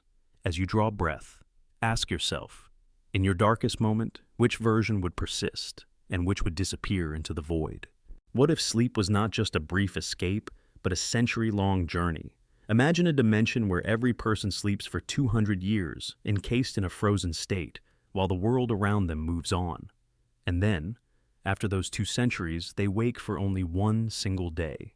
In this world, love is not a fleeting moment, but something that stretches across centuries. Slow, patient, enduring. During the long, frozen slumber, the world changes, evolves, and ages. Empires rise and fall, civilizations fade, and time becomes a river that rushes by without you. But for those who are asleep, it is as if nothing happens at all. No dreams, no awareness, just the cold, silent waiting. The world spins in its endless dance while they remain frozen in time, their lives suspended between 2 moments, the long sleep and the brief waking. And when they finally awaken, they have only 1 day to live out their entire existence. That single day, though, is rich with meaning because it is the only opportunity to experience the world in all its beauty and pain. The world may have changed in the 200 years since they last opened their eyes, but for those who wake, there is a chance to find meaning in their fleeting existence, even if it is just for 1 single day. But perhaps the most profound part of this dimension is love. In this world, love is not rushed or immediate. It grows slowly over centuries as the soul learns to connect with another across time. It takes lifetimes to find the one who truly belongs to you. And so, love is not a quick passion, but a deep, patient bond that endures, surviving the long, silent years of sleep and awakening only when the time is right. In this world, love is a rare and precious thing, something forged in the ice of time. Imagine a world where the moon is not a barren rock, but a living heart, its tides rippling with thought. In the Lunaverse, the lunar sphere speaks in waves, each ebb and flow a message, every full moon a decree. It chooses who dreams and who forgets, weaving destinies in silver currents. At night, villagers gather by the shore, listening as tide-borne whispers brush their minds. A gentle high tide grants visions. Poets awaken with new verses. Scientists glimpse future breakthroughs. But when the moon withdraws its voice, memories recede, leaving minds blank and hearts hollow. In this realm, mariners navigate by lunar moods. Calm waters lead to safe harbors, turbulent swells into oblivion. Scholars chart the moon's cycles to predict communal remembrance. Every lunar month, a peak tide frees prophetic dreams before drawing recollections into the moon's core. Legends speak of ancient souls stored in its craters, dreams sacrificed to power its silent will. Researchers have found that human brainwaves align with tidal rhythms. EEG readings pulse with gravitational beats, hinting at an intimate bond between mind and moon. Rituals involve newborns tasting seawater under moonlight to open their souls to its call. Those favored by the moon carry clarity. The forgotten wander as empty vessels, waiting for the tide to restore a fragment of their self. Not all submit to Lunaverse rule. The wake-forged, rebels of remembrance, craft synthetic tides to reclaim autonomy. They forge vessels of water and steel, hoping to mimic lunar speech. Yet tampering with tides risks awakening the moon's wrath, a silence that could eclipse worlds. Imagine living each night beneath a sentient orb, your destiny penned by its ebb and fall. The Lunaverse reveals that memory and imagination flow like water, that our consciousness may be shaped by celestial currents. And when you drift into sleep, listen for the tide. It may be the moon calling you home to your own hidden shores. Imagine a world where every experience demands payment. Memories, years, emotions all carry a cost. In the cost world, life is a ledger. Nostalgia costs childhood slices. Joy is rented. Sorrow can bankrupt you. Pay too much, and time skips ahead like a scratched record, leaving you unmoored. Some mornings you wake haunted by the price of last night's bliss. That laughter cost you memories of a loved one's face, now hazy. Neuroscientists call it memory inflation. Each recollection priced by synaptic strength. When your balance dips negative, recall fractures and you wander lost. Others trade years for fleeting gain. A scholar sells a decade to glimpse tomorrow's knowledge, vanishing from history's threads. Temporal physicists record these trades as ripples in space-time, causing chronal skips where a blink brings you into tomorrow. Emotions are the wildest currency. Sorrow commands high yields. Anger fuels conflict auctions. Economists track emotion index derivatives. Traders gamble on fear futures, hedging against mood crashes. A panic auction can collapse a district's spirit. Neuroscientists map reward centers, quantifying joy pulses as currency. Quantum economists model consciousness as collateral, tethered to probability markets. Engineers craft timekeepers to track owed hours. Temporal auditors enforce payments or initiate skips in your personal timeline. Survival demands budgets of feeling. Bliss savings, regret insurance. Therapists broker microloans of calm. Black markets traffic stolen tears, siphoning anguish for the elite. In the cost world, existence is accounting. Every heartbeat ticks your life and your ledger.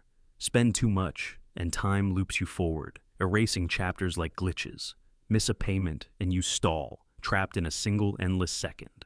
Maybe this world reminds us, cherish what's priceless, for everything has its price, etched into time itself. What if your sense of self was not born inside your mind, but woven from the thoughts of everyone around you?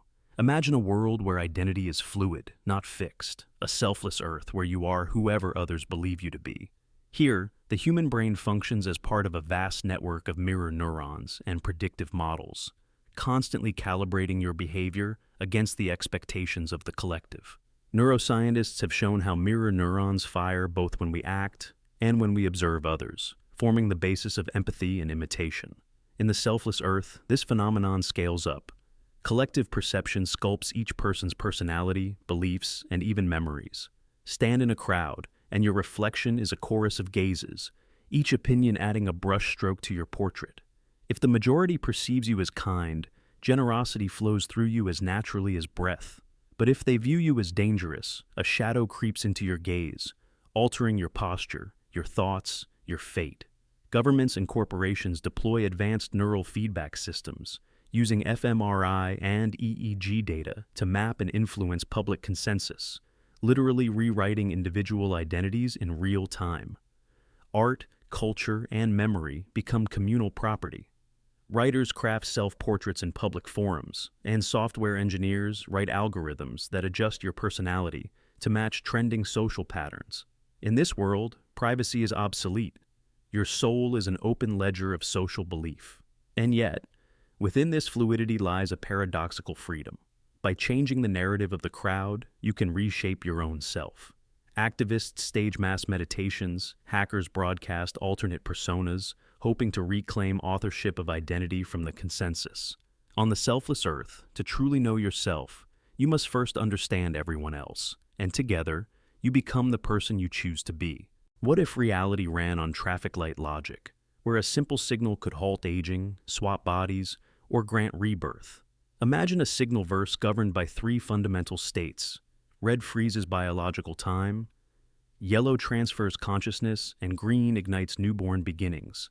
In the red phase, aging stops at the cellular level. Telomeres cease to shorten. Epigenetic clocks pause, and cells suspend senescence.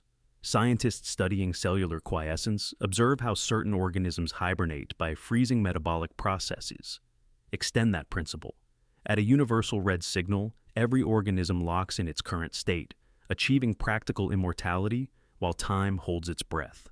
When yellow illuminates, consciousness shifts through quantum-entangled neural patterns. Neural activity is mapped like data in a holographic repository and transmitted to a new body, seamless as a digital handoff. Real-world advances in brain-machine interfaces hint at future mind uploading. Here, yellow pulses and your identity migrates instantly. One life ends as another begins. Green triggers rebirth. The body resets, DNA strands unravel and reweave, and a fresh organism emerges carrying stored memories as encrypted biosignatures. Analogous to stem cell pluripotency, this process recreates every tissue, every synapse, forging a new vessel for enduring awareness. Living in the Signalverse demands mastering these shifts. Societies debate whether to linger in red's ageless stasis or embrace yellow's identity voyages. Do you dare to push green's renewal, risking loss of physical intimacy for spiritual rebirth? Every signal shapes destiny. Somewhere beyond our familiar laws, existence pulses in traffic light rhythms, each hue a profound signal in the grand algorithm of life. What if every action you take, every moment of your life, was tethered to a delicate thread that connects you to the very fabric of the universe? Imagine that every repetition, no matter how small, adds tension to this thread, stretching it ever thinner. And one day, after doing something too many times, whether it's a habit, a thought, or an act that you repeat without ever questioning, the thread snaps. The universe cannot take it any longer. People vanish, slipping out of existence as though they had never.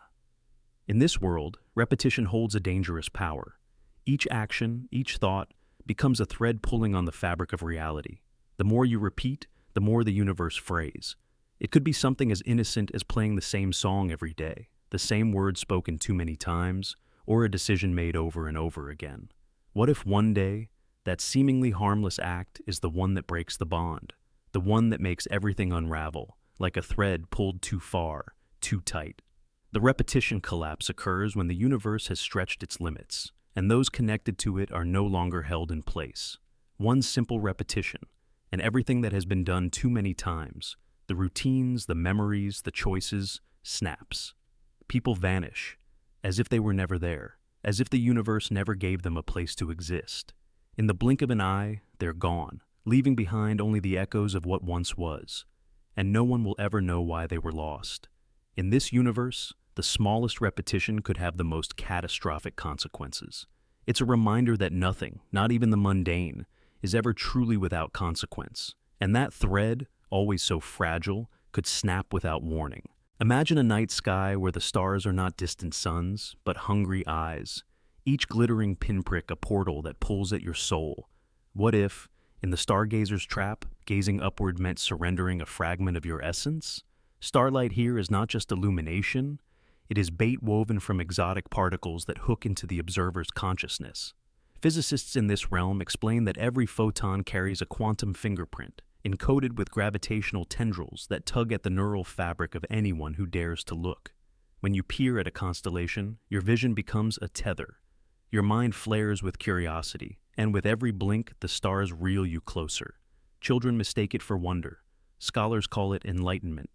But as you drift into reverie, you feel a pull, subtle at first, then irresistible, drawing you beyond the sky.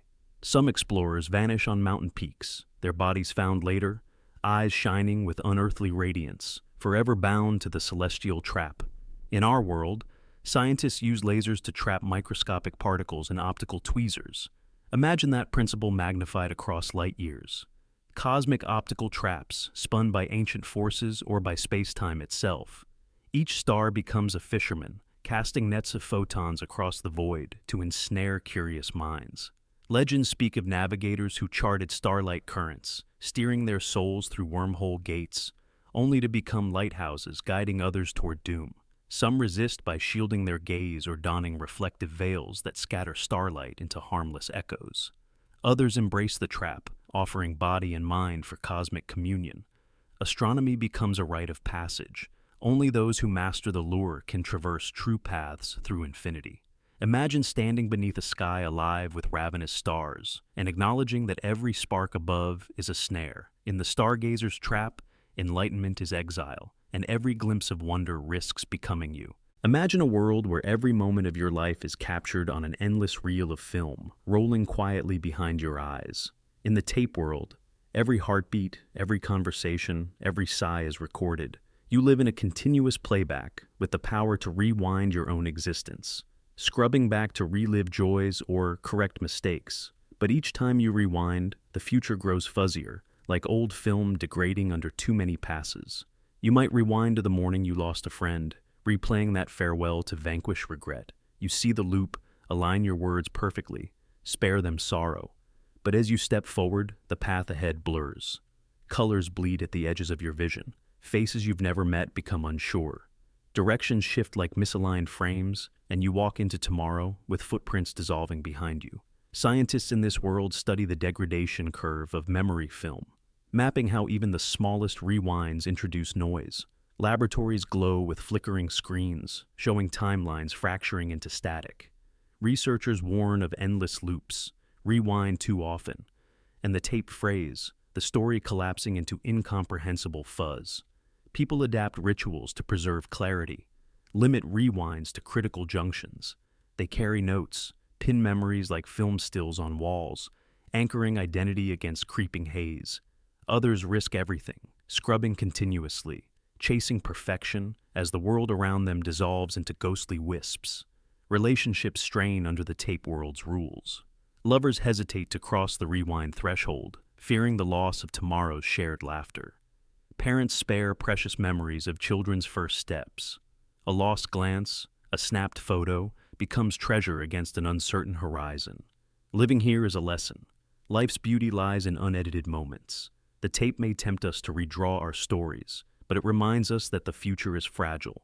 Rewind enough, and all you'll see is static. What if the sky above us held a fracture, an imperceptible tear in space-time that whispers of other worlds?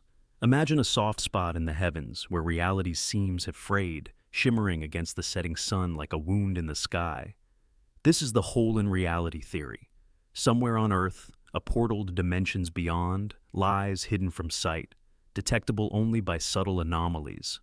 A sudden drop in air pressure, an echo that answers your footsteps, patterns in the clouds that stall time itself. Explorers and scientists theorize these tears arise from scars in the fabric of space-time, micro-singularities born of colliding cosmic strings, or ripples from distant black hole mergers. High-altitude balloons and satellites record fleeting distortions, light bending in impossible arcs, radio waves folding back on themselves, hints of gates to realms where physics is rewritten. Brave pioneers climb through, emerging into landscapes of shifting geometries, skies painted with alien constellations, and creatures defying Euclid's geometry. Some return with tales of paradoxical architecture and thought-echoing winds. Most never return. They vanish into the fold, leaving behind only blurred warnings carved on stone. Beware the silence beyond. Could homesick dreamers slip through during sleep? Could déjà vu be the echo of a life lived in a parallel expanse? Physicists point to quantum foam and multiverse hypotheses, while mathematicians map the topology of openings in our continuum. Peering into the hole means facing the raw edge of reality, where one wrong step dissolves the self into infinite possibility. In chasing these tears, humanity flirts with creation and oblivion. standing at the threshold of the unimaginable, where every glance could be your last in this world and your first in another. What if the universe itself began to unwind?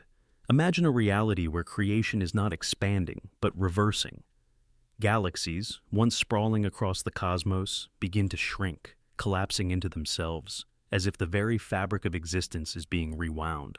Stars that once burned brightly begin to flicker, their energy slowly draining as time itself unravels. It's as if everything we know is slowly being undone, piece by piece, until the end becomes indistinguishable from the beginning. In this unwinding universe, even language itself starts to deteriorate. Words lose their meaning, letters fade from the alphabet, and sentences become fragments, barely holding together. Imagine a conversation where the words you speak are no longer complete, and the very structure of communication crumbles, leaving you unable to express your thoughts fully. Our most basic tools of understanding are eroding, just as the universe itself is collapsing into something incomprehensible. Think about time. In a universe that is unwinding, time no longer moves in a straight line. It loops back on itself, cycles through moments, and reverses in unpredictable ways. The future becomes the past, and the past becomes the future. There is no progression, only a constant retreat into what has already been. It's as if the clock itself is ticking backward, and with each tick, the universe grows smaller, more confined, until it all collapses into its origin. The end of this universe is not some distant event that happens after billions of years. The end is now. It is unfolding in every moment, in every galaxy that shrinks, in every word that fades away. Creation is unraveling, not with a bang, but with a quiet, gradual reversal, a return to nothingness. And as this reversal continues, the beginning of everything is becoming the end, and the end is becoming the beginning. What happens when everything you know is undone, and time itself refuses to move forward? What if, at the end of all existence, after stars collapse and galaxies fall silent, there is only you? Imagine a reality where every person you've ever met, every place you've ever been, were fragments of a single mind, your own. Ancient philosophies like solipsism whisper that only your consciousness is real, while quantum physics hints that reality may be shaped by observation itself. In this final universe, entropy has completed its slow feast. Matter has dissolved into cold, scattered particles, and time itself has unraveled into silence. Nothing remains, except the original observer, you. But somewhere, deep within the stillness, you chose to forget. You crafted countless lives, dreams, struggles, and joys, scattering yourself across imaginary timelines just to feel what it was like not to be alone. You built entire civilizations out of longing. Every friend, every enemy, every whispered word in the dark, echoes of yourself wearing different masks. And now, in the endless void, memory stirs. You realize you were the architect all along. The stars you loved, the oceans you wept by, the hands you held, they were never separate. They were dreams within dreams, nested inside the infinite folds of your own mind. In the final frame of reality, there is no judgment, no triumph, no regret. Only a slow, aching beauty, the understanding that you were and are everything. And maybe, just maybe, as the last thought flickers, you will choose to dream again, to scatter yourself once more into infinite faces, infinite worlds, infinite lives, just to remember what it feels like to come home.